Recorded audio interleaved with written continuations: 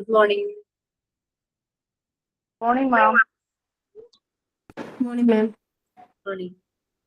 ക്ലാസ്സിലായിരുന്നു അതാ വരാൻ ലേറ്റ് ആയതല്ലോ. നിങ്ങളുടെ പ്രേയർ ഒക്കെ കഴിഞ്ഞോ? ഇല്ല. Okay please.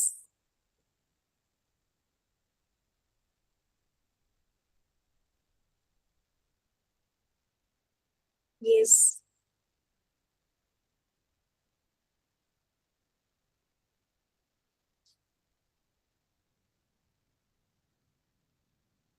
പ്രേയർ ആരുമില്ലേ? സൈലന്റ് പ്രേയർ ആണോ?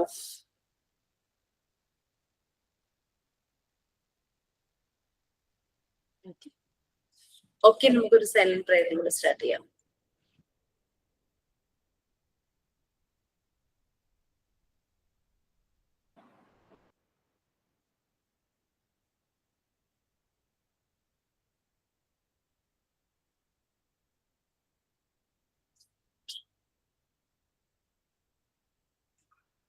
ഓക്കെ, നമ്മൾ ലാസ്റ്റ് ക്ലാസ്സിൽ എന്താ പറഞ്ഞേ? റെക്കോർഡിന്റെ കാര്യം സംസാരിക്കുമായിരുന്നു മാം. റെക്കോർഡ് ഡീറ്റെയിൽസ് തരുമായിരുന്നു, എഴുതാനുള്ള അതൊക്കെ പറയുമായിരുന്നു. എന്തായിരുന്നു ഡൗട്ട് ഉണ്ടായിരുന്നു എല്ലാവർക്കും, അത് ക്ലിയർ ചെയ്യുമായിരുന്നു. Okay okay. ഓ, ലാസ്റ്റ് റെക്കോർഡ് തന്നതാണ് നിങ്ങൾക്ക് കൺഫ്യൂഷൻ ആയി പോയത് അല്ലേ? ഭയങ്കര കൺഫ്യൂഷൻ ആയിരുന്നു. ഇനി എന്തെങ്കിലും ഡൗട്ട് ഉണ്ടോ? മാം അതിലുണ്ടാക്കുന്ന അതില് കുറച്ച് കാര്യങ്ങൾ പറഞ്ഞിട്ടുണ്ടായിരുന്നു. മെറ്റീരിയൽസ് ഉണ്ടാക്കുന്നതാണോ? അതെ അതെ. മെറ്റീരിയൽസ് ഉണ്ടാക്കുന്നത് വായിച്ചു ബാക്കി നോക്കിയിട്ട് കാണിക്കാന്ന് പറഞ്ഞായിരുന്നു. എന്തോ ബാക്കി കാണിക്കാനുള്ളതൊക്കെ ഇന്ന് കാണിച്ചു തരാമെന്ന് പറഞ്ഞായിരുന്നു. ഞാൻ കുറെ കാണിച്ചു തന്നായിരുന്നു. Word reading card, picture reading card, അതൊക്കെ കാണിച്ചിരുന്നു. സാൻഡ് പേപ്പർ ലെറ്റേഴ്സ് പിന്നെ ഒരു സോക്സ് കാണിച്ചു എന്നാണ് എന്റെ ഒരു ഓർമ്മ. കാണിച്ചു. പിന്നെ മാസ്ക് എല്ലാം കാണിച്ചിരുന്നോ? Mask up to you. കാരണം വെച്ചാൽ നിങ്ങൾ എന്ത് സ്റ്റോറിയാണോ സെലക്ട് ചെയ്യുന്നത്, ആ സ്റ്റോറിയിലെ ക്യാരക്ടേഴ്സിനനുസരിച്ചുള്ള മാസ്ക് നമ്മൾ ഉണ്ടാക്കണം. ഏതാണ്? പിന്നെ അതുപോലെ തന്നെ നമ്പർ വീൽ, പിക്ചർ വീൽ, അത് ഇൻസ്റ്റിറ്റ്യൂട്ടിൽ ഇരിക്കുകയാണ്. അത് നിങ്ങളെ ഏതെങ്കിലും ടീച്ചേഴ്സിന്റെ അടുത്ത് ഞാൻ പറഞ്ഞേക്കാം, അവരെടുത്ത് കാണിച്ചു തരും. പിന്നെ വേറെ പ്രത്യേകിച്ച് അതിനകത്തൊന്നുമില്ലല്ലോ. കളർ കാർഡും കളർ ടാബ്ലറ്റ്സും തമ്മിൽ എന്താ വ്യത്യാസം? കളർ കാർഡ്സ് നമുക്ക് എത്ര ഉണ്ടാക്കണം? എത്ര കളേഴ്സിന്റെ? നമുക്ക് കോമൺ ആയിട്ട് കുറെ കളേഴ്സ് ഇല്ലേ, നമ്മൾ കുട്ടികൾ പെട്ടെന്ന് ഫെമിലറൈസ് ചെയ്യുന്ന കളേഴ്സ് ഉണ്ടല്ലോ. White, black, red, green, yellow, orange, blue, അതൊക്കെയാണല്ലോ ഫെമിലിയർ ആയിട്ട് വരുന്ന കളേഴ്സ് അല്ലെ? കളർ ടാബ്ലറ്റ്സ് എന്ന് പറഞ്ഞു കഴിഞ്ഞാല് 3 ടൈപ്പ് കളർ ടാബ്ലറ്റ്സ് ആണ് നമുക്ക് അവൈലബിൾ ആയിട്ടുള്ളത്. Primary, secondary, tertiary. അതിൽ നിങ്ങൾ സെക്കൻഡറി മാത്രം ഉണ്ടാക്കിയാൽ മതി. കാരണം എന്താ വെച്ചാല് പ്രൈമറിയിലെ 3 കളേഴ്സ് ആണ്, സെക്കൻഡറിയിലെ 11 കളേഴ്സ് ആണ്. ഈ പ്രൈമറിയിലെ 3 കളേഴ്സ് സെക്കൻഡറിയിലുണ്ട്. അപ്പൊ പിന്നെ പ്രൈമറി വേറെയും സെക്കൻഡറി വേറെ ഉണ്ടാക്കേണ്ട ആവശ്യമില്ലല്ലോ. കാരണം പ്രൈമറിയിലെ കളർ ഓൾറെഡി സെക്കൻഡറിയിൽ വരുന്നുണ്ട്. പിന്നെ അതുപോലെ തന്നെ ടേർഷറി അത് ഉണ്ടാക്കണ്ട. കാരണം 63 ടാബ്ലറ്റ്സ് അതിനകത്തുണ്ട്. 63 ടാബ്ലറ്റ്സ് എന്ന് പറഞ്ഞു കഴിഞ്ഞാൽ 9 കളറാണ്. ഈ 9 കളറിൽ ഓരോ കളറിനും 7 ഷെയ്ഡ്സ് വെച്ചിട്ടുണ്ട്. അതൊരു ഗ്രഡേഷൻ ആണത്. അതായത് റെഡ് കളർ ആണെങ്കിൽ ലൈറ്റ് റെഡ് തുടങ്ങിയിട്ട് കളർ കൂടി കൂടി കൂടി ഡാർക്ക് റെഡ് വരെ, അങ്ങനെ 7 ഷെയ്ഡാണ്. ഒരു കളറിന്റെ തന്നെ 7 ഷെയ്ഡ്. അങ്ങനെ 9 കളറിന്റെ 7 ഷെയ്ഡ് വരും. അപ്പൊ 63 ടാബ്ലറ്റ്സ് വരും. അതൊന്നും ഉണ്ടാക്കേണ്ട ആവശ്യമില്ല. അത് സെക്കൻഡറി ഉണ്ടാക്കിയാൽ മതി. സെക്കൻഡറിയിൽ അതെങ്ങനെ ഉണ്ടാക്കുന്നത്? ഒരു കളറിന് 2 എണ്ണം വേണം, അങ്ങനെയാണോ? ടോട്ടൽ എത്രയത്? ശരിക്കും പറഞ്ഞു കഴിഞ്ഞാൽ കളർ ടാബ്ലറ്റ്സിൽ പ്രൈമറിയും സെക്കൻഡറിയും പെയർ ആയിട്ട് ഒരു കളർ 2 എണ്ണം വീതമാണ് ടാബ്ലറ്റ് വരുന്നത്. നിങ്ങൾക്ക് 2 എണ്ണം ഉണ്ടാക്കാൻ പറ്റിയില്ലെങ്കിൽ 1 എണ്ണം ആയാലും മതി. അപർണാമിസ് നിങ്ങളോട് പറഞ്ഞിട്ടുണ്ടോ എന്ന് എനിക്കറിയില്ല. കളേഴ്സ് വൈറ്റ്, പിന്നെ എന്തായിരുന്നു, ബ്ലൂ, റെഡ്, ബ്ലാക്ക്, ഓറഞ്ച് കളേഴ്സിന്റെ ഒരു ലിസ്റ്റ് ഞാൻ തരാം. അങ്ങനെ നമുക്ക് 11 കളേഴ്സ് ഉണ്ട്. അപ്പൊ അതിനകത്ത് ഈ ഗ്രേ കളർ വരുന്നുണ്ട്. ചിലര് പറയുന്നുണ്ടായിരുന്നു ഗ്രേ കളർ കിട്ടുന്നില്ല, അങ്ങനെ ഇങ്ങനെയൊക്കെ പറഞ്ഞു. കുറെ പേര് ചെയ്ത പരിപാടി എന്ന് പറഞ്ഞു കഴിഞ്ഞാൽ വൈറ്റ് പേപ്പറിൽ പെൻസിൽ വെച്ച് ഇങ്ങനെ ഷെയ്ഡ് ചെയ്തു ഗ്രേ ഉണ്ടാക്കി അങ്ങനെയൊക്കെ പറഞ്ഞു. പിന്നെ നമുക്ക് കളർ പേപ്പർ വാങ്ങാൻ കിട്ടും, A4 സൈസിലെ കളർ പേപ്പർ വാങ്ങാൻ കിട്ടും. ഓൾമോസ്റ്റ് പല കളറും അങ്ങനെ കിട്ടും. ഗ്രേ മാത്രം എന്തോ ആണ് കിട്ടാത്തതെന്ന് ഒക്കെ പറയുന്നുണ്ടായിരുന്നു. പിന്നെ പെയിന്റ് യൂസ് ചെയ്യാൻ അറിയുന്നവർക്ക് ഈ എന്താ പറയാ ഗ്രേ കളർ ഉണ്ടാക്കാം. വൈറ്റില് ഒരു ഡ്രോപ്പ് വൈറ്റ് പേപ്പർ എടുത്തിട്ട് ബ്ലാക്ക് ചേർക്കുമ്പോൾ നമുക്ക് ആ ഒരു കളറൊക്കെ കിട്ടും. കളർ മിക്സ് ചെയ്തൊക്കെ കളർ ഉണ്ടാക്കാൻ അറിയാവുന്നവരാണെങ്കിൽ അതൊക്കെ എളുപ്പമായിരിക്കും. കളർ ടാബ്ലറ്റ്സ് അങ്ങനെയാണ്. പിന്നെയുള്ളത് വേറെ അതാ പിങ്ക് ടവർ ഉണ്ടാക്കുന്ന കാര്യം ടീച്ചർ പറഞ്ഞു തന്നിട്ടുണ്ടോ? പിങ്ക് ടവർ മാമിന്റെ കയ്യിൽ ഇത് മോഡല് കാണിക്കാനല്ലേ, മറ്റേ പേപ്പർ കൊണ്ടല്ലേ ഉണ്ടാക്കുന്നത് പിങ്ക് ടവർ? അതിന്റെ മെഷർമെന്റ് എങ്ങനെയാ മാം? പിങ്ക് ടവർ ശരിക്കും നമ്മൾ റിപ്ലിക്കയാണ് എടുക്കുന്നത്. മറ്റേത് വുഡാണ്. പല കുട്ടികളും പക്ഷെ അത് കാർപ്പൻറ്റർ എടുക്കുന്ന വുഡ് കൊണ്ട് ചെയ്യിച്ചിട്ടുണ്ട് കേട്ടോ. അങ്ങനെ ചെയ്യണമെന്ന് നിർബന്ധമൊന്നുമില്ല. നിങ്ങൾ അതിന്റെ റിപ്ലിക്ക ഉണ്ടാക്കിയാൽ മതി. പേപ്പർ വെച്ചിട്ട് ചാർട്ട് പേപ്പർ പിങ്ക് കളർ കിട്ടുന്ന ചാർട്ട് പേപ്പർ വെച്ച് ചെയ്താൽ മതി. മെഷർമെന്റ് നമുക്ക് 10 ക്യൂബ്സ് ആണ് ശരിക്കും വരുന്നത്. 10 സെന്റിമീറ്റർ തുടങ്ങി 1 സെന്റിമീറ്റർ ഡിഫറൻസിന് 1 സെന്റിമീറ്റർ വരെയുള്ള 10 ക്യൂബ്സ്. ലാസ്റ്റ് 10 സെന്റിമീറ്റർ ആണോ വേണ്ടത്? ഏറ്റവും വലുത് 10 സെന്റിമീറ്റർ ആണോ? അതെ അതെ അതെ. ഓക്കെ. ചില വീഡിയോസ് 20 കണ്ടു, അത് ഞാൻ ചോദിച്ചു. അതെന്താന്ന് വെച്ചാൽ പേപ്പർ മടക്കി വരുമ്പോഴേക്കും അതങ്ങ് ചെറുതാവില്ലേ, അങ്ങനെ എന്തോ മെഷർമെന്റ് അപ്പ് എടുത്തിട്ട് എന്തോ ചെയ്യണേന്ന് തോന്നി. എന്റെ അത് നാശമായി പോയി. അത്രയും വർഷമായില്ലേ, പേപ്പർ അല്ലായിരുന്നു. മിസ് നമുക്കത് ഇതില് ചെയ്യാൻ പറ്റുമോ? പേപ്പറിലല്ലാതെ തടിയില് ചെയ്യാൻ പറ്റുമല്ലോ. കുഴപ്പമില്ലല്ലോ അല്ലെ? കുഴപ്പമില്ല. അതാ കാർപ്പൻറ്റർ അടുത്ത് നിന്ന് മെഷർമെന്റ് പറഞ്ഞു കഴിഞ്ഞാൽ അവർ കറക്റ്റ്, കാരണം അവർക്ക് വേസ്റ്റ് ആയി പോകുന്നതായിരിക്കും. പലപ്പോഴും മുറിക്കുമ്പോൾ കുറെ പീസ് വേസ്റ്റ് ആയി പോകുമല്ലോ. അവർക്കതൊന്ന് ചെയ്തു തരുന്നതുകൊണ്ട് യാതൊരു ബുദ്ധിമുട്ടും ഉണ്ടാവില്ല. പിന്നെ നമ്മളത് മെയിൻറ്റെയിൻ ചെയ്യുന്നതിന്റെ കാര്യം നോക്കിയാൽ മതി. അതായത് ഇവര് കട്ട് ചെയ്ത് തന്നാലും കുറച്ച് റഫ് ആയിരിക്കും. നമ്മൾ പിന്നെ സാൻഡ് പേപ്പർ ഇട്ട് പിടിച്ച് നല്ല ഫൈൻ ആക്കണം. കാരണം അതിനെ 4 പോലെ ഇങ്ങനെ പൊങ്ങിയൊക്കെ ഇരിക്കണം, വുഡല്ലേ. അപ്പൊ നല്ലപോലെ സാൻഡ് പേപ്പർ ഇട്ട് നല്ലപോലെ ഫൈൻ ആക്കിയതിന് ശേഷം ആദ്യം നമ്മൾ വൈറ്റ് കളർ ബേസ് കോട്ട് അടിക്കണം. വൈറ്റ് കളർ ബേസ് കോട്ട് അടിച്ച് അത് നല്ല പോലെ ഉണങ്ങിയിട്ട് ഒരു ഫുൾ ഡേ വെച്ചോ ഉണങ്ങാനായിട്ട്. നല്ല പോലെ അക്രിലിക് കളേഴ്സ് വാങ്ങുന്നതായിരിക്കും നല്ലത്. അക്രിലിക് ആകുമ്പോൾ ഏത് മീഡിയത്തിലേക്കും പിടിച്ചോളും. വുഡ് ആയാലും പേപ്പർ ആയാലും തുണി ആയാലും പോട്ടൊക്കെ ഇല്ലേ, മൺപാത്രങ്ങൾ, അതൊക്കെ എന്തിനും പിടിക്കുന്ന പെയിന്റ് ആണ് അക്രിലിക്. പെട്ടെന്ന് തന്നെ അത് ഉണങ്ങും. അപ്പൊ വൈറ്റ് കളർ മസ്റ്റ് ആണോ അല്ലേ മാം? പിങ്ക് കളർ പറയുമ്പോൾ നമുക്ക് പിങ്ക് തന്നെ ആവണ്ടേ? ഏത് pink shade means light pink baby pink ആണ്. Baby pink. മാം ഇത് വുഡിലല്ലാണ്ടേ നമ്മള് മറ്റേ നമ്മള് ഷോ വാൾവൊക്കെ വെക്കാനുള്ള ഒരു മൈക്ക പറയില്ലേ, അതിന്റെ കാനുള്ളൊരു സൈസ്. അതായത് ഇത് വുഡിലല്ലാണ്ട് നമ്മളിപ്പോ മറ്റേ ഇന്റീരിയർ ഡിസൈൻ ഒക്കെ ചെയ്യുന്ന ഒരു ഇതില്ലേ, ആ മെറ്റീരിയൽ, അതിലൊരു വൈറ്റ് ഒരു മെറ്റീരിയൽ വരുന്നുണ്ട്. അതും ഈ മരം പോലെ തന്നെയാണ്, പക്ഷെ അത്ര കട്ടി ഉണ്ടാവില്ല. നമുക്ക് മുറിക്കാൻ എളുപ്പമാണത്. നമുക്ക് തന്നെ സ്വയം ചെയ്യാം. അത് അവൈലബിൾ ആണോ? അത് പറയുന്ന പോലെ എല്ലാവർക്കും അവൈലബിൾ ആണോ എന്ന് അറിയില്ലല്ലോ.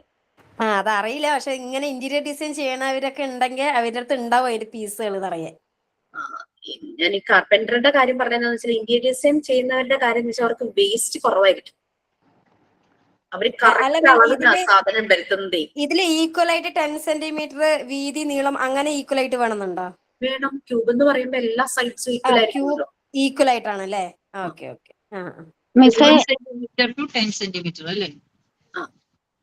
മിസ്സേ ഞാൻ ഇത് ചെയ്തു, പിങ്ക് ടവർ ചെയ്തു, ചാർട്ട് വെച്ചാ ചെയ്തത്. 20, 18, 16 അങ്ങനെ അളവാ വരുന്നത്. അപ്പൊ അത് രണ്ടായൊക്കത്തേനും 1 സെന്റിമീറ്റർ ഒക്കെ വരുന്നുണ്ട്, അങ്ങനെ അളവ് വരുന്നുണ്ട്. അല്ല, ഇത് ഫിനിഷ് ആയി കഴിയുമ്പോ മെഷർമെന്റ് കറക്റ്റ് ആവുന്നുണ്ടോ? കറക്റ്റ് ആവുന്നുണ്ട്. വെച്ചിട്ട് കറക്റ്റ് ആവുന്നുണ്ട്. ഞാൻ ചെയ്തു chart paper.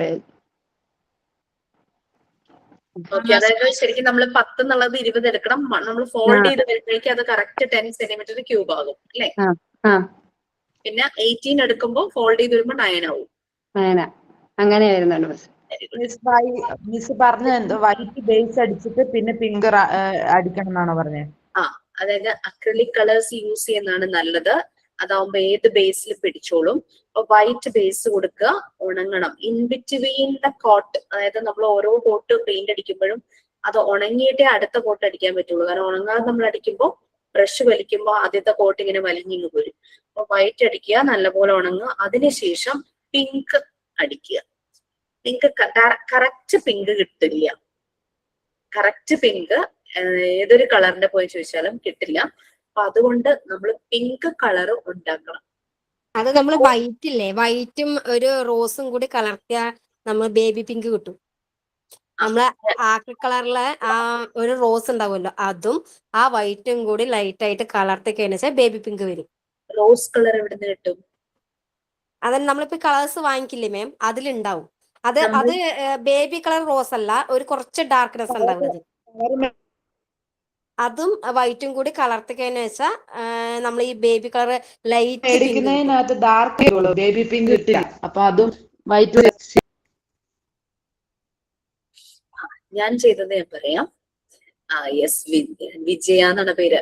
White red mix ചെയ്താൽ മതി. Yes, exactly. ഞാൻ ചെയ്തത് ഞാൻ പറയാം. നമ്മുടെ ഇൻസ്റ്റിറ്റ്യൂട്ടിൽ നമ്മൾ ആമസോണിൽ നിന്ന് ഓൺലൈനായിട്ട് പിങ്ക് ടവർ വരുത്തുമായിരുന്നു. ആദ്യം വരുത്തിയ മെറ്റീരിയൽ ആയിരുന്നു. അപ്പൊ എന്താന്ന് വെച്ച് കഴിഞ്ഞാല് ക്ലാസ് തുടങ്ങാൻ വൈകി. അപ്പൊ ക്ലാസ് തുടങ്ങാറായപ്പോ ഞാൻ ഇൻസ്റ്റിറ്റ്യൂട്ടിൽ ചെന്ന മെറ്റീരിയൽ പിങ്ക് ടവർ നോക്കിയപ്പോഴാണ് അബദ്ധം മനസ്സിലായത്. വന്നത് പിങ്ക് ടവർ അല്ല. അതിനകത്ത് ഒരു പീസോ 2 പീസോ ഉണ്ട് ക്യൂബ് ഉള്ളൂ. ബാക്കി എല്ലാം ക്യൂബോയിഡ്സ് ആയിരുന്നു. മെഷർമെന്റ് തെറ്റി. എല്ലാ ബ്ലോക്സിന്റെയും മെഷർമെന്റ് തെറ്റി. നമുക്ക് റിട്ടേൺ ചെയ്യാനുള്ള ടൈമും കഴിഞ്ഞു. അപ്പൊ 2-3 ബാച്ചുകൾക്ക് അത് തന്നെയാണ് നമ്മൾ പറഞ്ഞത്. പക്ഷെ നമ്മൾ കുട്ടികളോട് പറഞ്ഞത് മെഷർമെന്റ് തെറ്റിയാണ് വന്നത്. നമ്മൾ ഓൺലൈൻ വാങ്ങിച്ചിട്ട് ഒരു ലിമിറ്റേഷൻ. പിന്നെ നമ്മൾ ചെയ്തത് എന്താണെന്ന് വെച്ച് കഴിഞ്ഞാൽ, നമ്മുടെ തന്നെ ഒരു സ്റ്റുഡന്റ് അവിടെ അടുത്തുള്ള കാർപ്പൻറ്റർ അടുത്തുനിന്ന് നമുക്ക് ഇതുപോലെ 10 ക്യൂബ്സ് കൊണ്ടു തന്നു. ഈ 10 ക്യൂബ്സ് വുഡിൽ കൊണ്ടുവന്നു. അത് അവിടുത്തെ ഒരു സ്റ്റാഫ് നല്ലപോലെ സാൻഡ് പേപ്പർ ഇട്ട് പിടിച്ചിട്ട് വൈറ്റ് അടിച്ചു. പിങ്ക് കളർ കിട്ടുന്നില്ല എന്ന് പറഞ്ഞപ്പോൾ ഞങ്ങൾ ചെയ്തത്, നമ്മൾ വൈറ്റ് അക്രലിക് പെയിന്റ് വാങ്ങിച്ചു. വൈറ്റ് ഞാൻ വലിയ ബോട്ടിൽ നോക്കിയാ ചെന്നേ, പക്ഷെ എനിക്ക് കിട്ടിയില്ല. 15 ml ചെറിയ ബോട്ടിൽസ് ഉണ്ടല്ലോ, അതാണ് കിട്ടിയത്. അത് ഞാനൊരു 12 15 ml ബോട്ടിലിന് നമ്മുടെ ക്രിംസൺ റെഡ് അതിന്റെ 10 ഡ്രോപ്സ് ആലോചിക്കണം. 12 15 ml അത്രയും ബോട്ടിൽസ്, അത്രയും വൈറ്റിനകത്തേക്ക് ഞാൻ ഒരു ബോട്ടിലേക്ക് ഒരു ഡ്രോപ്പ് എന്നുള്ളതാണ്. ഒരു ഡ്രോപ്പ്, ഒരു തുള്ളി, ചെറിയൊരു തുള്ളി റെഡ് വെച്ചിട്ടാണ് ആ പിങ്ക് കളർ ചെയ്തത്. ആ ചെയ്ത മെറ്റീരിയൽ കാണുമ്പോൾ നിങ്ങൾക്ക് അത് മനസ്സിലാവും. അപ്പം അപർണ മിസ് പറയുമായിരുന്നു കറക്റ്റ് പിങ്ക് കിട്ടി. ക്രിംസൺ റെഡും വൈറ്റും യൂസ് ചെയ്തിട്ടാണ് ഞാൻ ആ പിങ്ക് ചെയ്തത്. അപ്പൊ നമ്മൾ എപ്പോഴും ശ്രദ്ധിക്കേണ്ടത്, നമ്മൾ കളർ മിക്സ് ചെയ്യുമ്പോൾ നമുക്ക് ഇതുപോലുള്ള പേസ്റ്റൽ കളേഴ്സോ ലൈറ്റ് കളേഴ്സോ ഒക്കെയാണ് വേണ്ടതെങ്കിൽ വൈറ്റ് ഷെയ്ഡ് കൂടുതൽ എടുക്കുക. വളരെ കുറച്ച് റെഡ്, ഞാൻ തുള്ളിയാണ് ഒഴിച്ചിരുന്നത്. കോരിയൊന്നും ഒഴിക്കരുത്. പിന്നെന്ന് വെച്ചാൽ നിങ്ങൾക്ക് ഇപ്പൊ 10 ക്യൂബ്സ് പെയിന്റ് ചെയ്യണം അല്ലെ. അപ്പൊ ഈ 10 ക്യൂബ്സിലും ഒരേ കളർ വരണം. അപ്പൊ ഇത്തിരി ആദ്യം മിക്സ് ചെയ്ത് പെയിന്റ് ചെയ്ത് അതങ്ങ് തീർന്നു കഴിഞ്ഞിട്ട് രണ്ടാമത് ഉണ്ടാക്കുമ്പോൾ നമുക്ക് ആദ്യത്തെ കളർ കിട്ടണമെന്നില്ല. സെയിം ആ ഒരു ഷെയ്ഡിൽ കിട്ടാൻ ബുദ്ധിമുട്ടായിരിക്കും. കുറച്ചധികം ഉണ്ടാക്കിയിട്ട് ഒരു കുപ്പിയിൽ സ്റ്റോർ ചെയ്ത് വെച്ചാൽ മതി. അപ്പൊ ഞാൻ എടുത്തത് 12 15 ml. 12 15 ml എന്ന് പറയുമ്പോൾ ടോട്ടൽ എത്രയായി? 10 150. ദെൻ 180 ml വൈറ്റിനകത്ത് ഞാൻ 10 തുള്ളി റെഡാണ്. തുള്ളി ഡ്രോപ്പാണ് കേട്ടോ. ജസ്റ്റ് ബ്രഷ് മുക്കുക, എടുക്കുമ്പോൾ തുള്ളിയായിട്ട് വീഴില്ല. അങ്ങനെ 10 ഡ്രോപ്പാണ് ഞാൻ ക്രിംസൺ ഇട്ടത്. അപ്പോഴാണ് കറക്റ്റ് പിങ്ക് വന്നു. അപ്പൊ ആ ഒരു പാത്രത്തിൽ നിറയെ ഒഴിച്ചു വെച്ചു. എന്നിട്ട് അവിടുത്തെ സ്റ്റാഫ് പെയിന്റ് അടിച്ചു. പെയിന്റ് അടിച്ചു കഴിഞ്ഞിട്ട് ഇനിയും 2 പിങ്ക് ടവറിന് പെയിന്റ് അടിക്കാനുള്ള പെയിന്റ് ബാക്കി ഉണ്ടായിരുന്നു. അപ്പൊ അത് ഉണങ്ങി കഴിഞ്ഞപ്പോ രണ്ടാമതൊരു കോട്ടും കൂടെ അടിച്ചു. പിന്നെ ഫൈനായി. പിന്നെ ചെയ്യേണ്ടത് നല്ല പോലെ പെയിന്റ് ഉണങ്ങിയിട്ട് 2 ദിവസം ഇരുന്ന് ഉണങ്ങിക്കോട്ടെ. ഉണങ്ങിയതിന് ശേഷം വാർണിഷ് വാങ്ങിയിട്ട് അതിന്റെ പുറത്തൂടെ അടിക്കുക. അല്ലെങ്കിൽ നമ്മൾ എവിടെയെങ്കിലും മുട്ടുമ്പോഴോ നഖം കൊള്ളുമ്പോഴോ ഒക്കെ ആ പെയിന്റ് ഇളകിപ്പോരും. അതുകൊണ്ട് അതിനൊരു സേഫ്റ്റിക്ക് വേണ്ടിയിട്ടാണ് നമ്മൾ വാർണിഷ് അടിക്കുന്നത്. അപ്പൊ നിങ്ങൾ ഒരിക്കലും വുഡ് വാർണിഷ് വാങ്ങിച്ചിട്ട് അടിക്കരുത്. കാരണം അതിനൊരു യെല്ലോ ടിന്റ് ഉണ്ട്.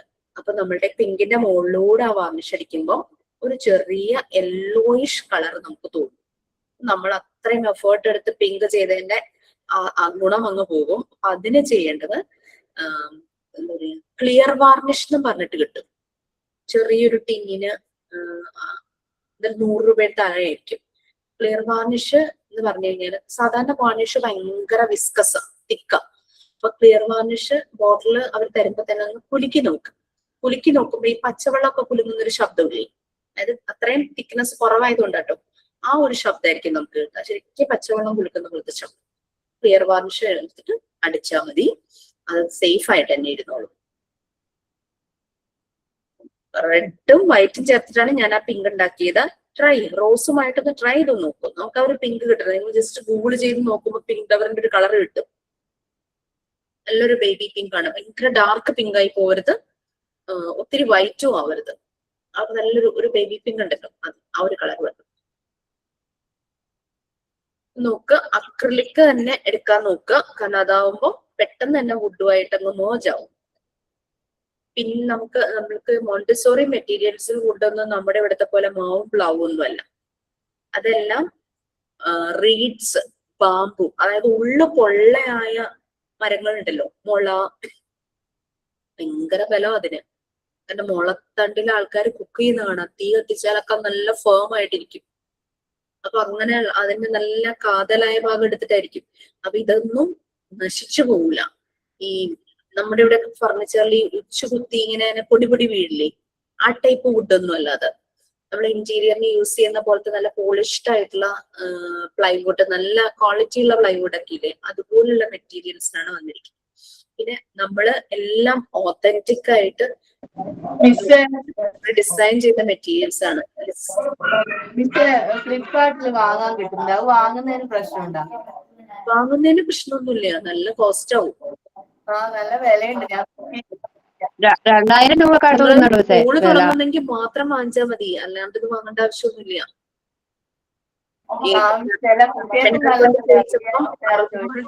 ആയുള്ളൂ.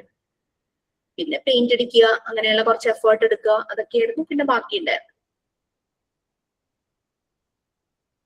Next door making using sponge. അത് നമുക്ക് കിട്ടുന്ന സ്പഞ്ച് ഒരു ബ്ലോക്ക് ആയിട്ടല്ലേ സ്പഞ്ച് കിട്ടുന്നേ? എങ്ങനത്തെ സ്പഞ്ച് ഉദ്ദേശിക്കുന്ന? മറ്റേ ബ്ലോക്ക് പോലത്തെ സ്പഞ്ച് ഇല്ലേ? അത് വാങ്ങിച്ചിട്ട് റബ്ബർ ബാൻഡ് ഇട്ട് നമ്മൾ തല ശരിയാവും. പിന്നെ ചെവിയുടെ അവിടെ റബ്ബർ ബാൻഡ് ഇടുമ്പോൾ ചെവി ശരിയാവും. പിന്നെ ഇങ്ങനെ കണ്ണ് വാങ്ങാൻ കിട്ടുമല്ലോ ബ്ലാക്ക്, അല്ലെങ്കിൽ നിങ്ങൾ കണ്ണുണ്ടാക്കിയാലും അത് കണ്ണ് വെക്കുക, മൂക്ക് വെക്കുക. ഇത് പണ്ട് 1ാം ക്ലാസ് പഠിക്കുമ്പോൾ നമ്മൾ ചെയ്തിട്ടുണ്ട് മിസ് സ്കൂളിൽ നിന്ന്. അത് വളരെ ഈസി ആയിട്ട് അതന്നെ സ്റ്റെഫിയുടെ കയ്യിലിരിക്കുന്ന സ്പഞ്ച്. അത് 2-3 റബ്ബർ ബാൻഡും കിട്ടിക്കഴിഞ്ഞാൽ കണ്ണും മൂക്കൊക്കെ ചെയ്യാൻ പറ്റുന്ന രീതിയിൽ എന്തെങ്കിലും സാധനങ്ങളൊക്കെ ഉണ്ടെങ്കിൽ അത് ലോ കോസ്റ്റിൽ ചെയ്യാൻ പറ്റും. നമ്മൾ ചെയ്യുന്ന ടീച്ചിങ് എയ്ഡ്സ് എല്ലാം ലോ കോസ്റ്റ് ആട്ടോ. അതുകൊണ്ടാണ് ഞാൻ ഓൺലൈനായിട്ട് വാങ്ങാൻ പ്രൊമോട്ട് ചെയ്യാത്തത്. നിങ്ങൾ സ്കൂളിൽ തുടങ്ങുവാണെങ്കിൽ ഡെഫിനറ്റ്ലി ബാത്ത് സ്പഞ്ച് കിട്ടും മേടിക്കാൻ. അതപ്പോ ചെറിയ ചോട്ടയുണ്ട്, 8 മാസമായിട്ടേ ഉള്ളൂ. പിന്നെ വേറൊരു ചെറുതുണ്ട് 4 വയസ്സുള്ള. അങ്ങനെ തീരെ ടൈമില്ല. അപ്പൊ ഞാൻ ഇങ്ങനെയൊന്നും വാങ്ങാൻ കിട്ടും, വാങ്ങാമോ? അതാ മിസ്സിനോട് ചോദിച്ചു. ഇവർക്ക് ഉപകരിക്കുമല്ലോ, നശിച്ചു പോകില്ല, ക്വാളിറ്റിയുള്ള സാധനം. വാങ്ങുമ്പോൾ നമുക്ക് നഷ്ടമൊന്നും ഇല്ലെങ്കിൽ കുഴപ്പമൊന്നുമില്ല. പക്ഷെ ഇതെല്ലാം വാങ്ങിച്ചു വരുമ്പോ നല്ലൊരു എമൗണ്ട് ആവില്ലേ? നമ്മൾ ഉണ്ടാക്കുമ്പോ അത്രയും കോസ്റ്റ് ആവില്ലേ? അല്ല, ഉണ്ടാക്കാൻ പറ്റുന്നില്ല, ഉണ്ടാക്കുന്നുണ്ട്. ഇതുപോലെ കുറച്ച് ടഫായിട്ടുള്ളതെല്ലാം വാങ്ങുന്നുള്ളൂ. പക്ഷേ ഓക്കെ മനസ്സിലായി. പേപ്പറിൽ ചെയ്യാൻ പറ്റുന്നതൊക്കെ ചെയ്യും. ഇപ്പൊ സ്പഞ്ചിന്റെ ഒക്കെ എളുപ്പമായിരിക്കുമല്ലോ, ഇത് വാങ്ങിയ റബ്ബർ ബാൻഡ് ഉണ്ടെങ്കിൽ നമുക്ക് അത് ചെയ്ത് വെക്കാം. കൊറേയെല്ലാം ചെയ്തിന് ഇതുപോലത്തെ, അതാണ് ചോദിച്ചത്. Craft items of choice. നിങ്ങൾക്ക് ഇഷ്ടമുള്ള എന്ത് ക്രാഫ്റ്റ് ഐറ്റംസ് വേണമെങ്കിലും ഉണ്ടാക്കാം. ബെസ്റ്റ് ഔട്ട് ഓഫ് വേസ്റ്റ് അങ്ങനെ എന്തെങ്കിലും ഉണ്ടാക്കാം. ഫ്ലവേഴ്സ് ഉണ്ടാക്കാം വേസ്റ്റ് മെറ്റീരിയലിൽ നിന്ന്. ചിലര് ഈ പോളിത്തീൻ കവറും കൊണ്ടൊക്കെ ഫ്ലവേഴ്സ് ഒക്കെ ഉണ്ടാക്കിയിട്ടുണ്ട്. പിന്നെ ബോട്ടിൽ, ഉപേക്ഷിക്കപ്പെടുന്ന ബോട്ടിലുകളൊക്കെ ഉണ്ടല്ലോ, ബോട്ടിൽ ഉപയോഗിച്ച് ബോട്ടിലാട്ടോ, അങ്ങനെയുള്ള കാര്യങ്ങളൊക്കെ ചെയ്യാം. പിന്നെ ബെസ്റ്റ് ഔട്ട് ഓഫ് വേസ്റ്റ് അതും സെയിം ആണ്. അങ്ങനെ നമുക്ക് പറ്റുന്ന രീതിയിലുള്ള ക്രാഫ്റ്റ് വർക്കുകളൊക്കെ ചെയ്ത് വെക്കുക. പിന്നെ ഉള്ളത് പിക്ചർ വീലും നമ്പർ വീലും ടീച്ചർമാർ നിങ്ങൾക്ക് കാണിച്ചു തരും. പിന്നെ വരുന്നത് ആരെങ്കിലും ക്രാഫ്റ്റ് ആർട്ട് വർക്കുകൾ എക്സ്പേർട്ട് ആയിട്ടുള്ളവരുണ്ടെങ്കിൽ ഒരു ദിവസം ക്ലാസ് വെക്കാം. അങ്ങനെ ആരെങ്കിലും ഉണ്ടോ ബാച്ചില്? ഉണ്ടോ? ആരുമില്ല? ചില ബാച്ചുകളിലൊക്കെ അങ്ങനെ ക്ലാസ് ലീഡ് ചെയ്തിരുന്നു. അപ്പൊ ഏറ്റവും ലോ കോസ്റ്റില് മെറ്റീരിയൽസ് നമുക്ക് അവൈലബിൾ ആയിട്ടുള്ള മെറ്റീരിയൽസ് വെച്ചിട്ട് നമുക്ക് ഏതെങ്കിലും സ്കൂളിൽ പോകുമ്പോൾ കുട്ടികളെയും കൂടെ ചെയ്യിപ്പിക്കാൻ പറ്റുന്ന രീതിയിലുള്ള കുറച്ച് ക്രാഫ്റ്റ് ഐഡിയാസ് ഒക്കെ അങ്ങനെയൊക്കെ പഠിപ്പിച്ചു കൊടുക്കാൻ പറ്റുന്ന ആരെങ്കിലും ഗ്രൂപ്പിലുണ്ടെങ്കിൽ മുന്നോട്ട് വന്നാൽ ഒരു ദിവസത്തെ ക്ലാസ് ആ സെഷൻ വെക്കാം. മിസ് ആതിര ഉണ്ടെന്ന് തോന്നുന്നു, പക്ഷെ ഓൺലൈൻ ക്ലാസ് കേറിയിട്ടില്ലെന്ന് തോന്നുന്നു. ആതിര എന്ന് പറഞ്ഞൊരു കുട്ടി. ആദ്യം ഒരു പ്രാവശ്യം കയറി നമ്മൾ എന്തോ പഠിപ്പിച്ചിരുന്നോ? അത് ഈ ക്ലാസ് ആയിരുന്നോ? ആതിര ആമി എന്നാണ് പേര്. എഴുതുന്നതാന്നൊക്കെ പറഞ്ഞിട്ടില്ലേ? പോയോ കഥയൊക്കെ എഴുതാൻ അറിയാന്ന് പറഞ്ഞ. ഇന്ന് കേറുന്ന പറഞ്ഞ ഫോണിന് എന്തോ ഇതുണ്ടെന്ന്, ചാർജ് പ്രശ്നമുണ്ടോ? സമയമുണ്ടല്ലോ. പിക്ചർ വീട്. Very good. അതാലോ നല്ല കളർഫുൾ ആയിട്ടിരിക്കുന്നു.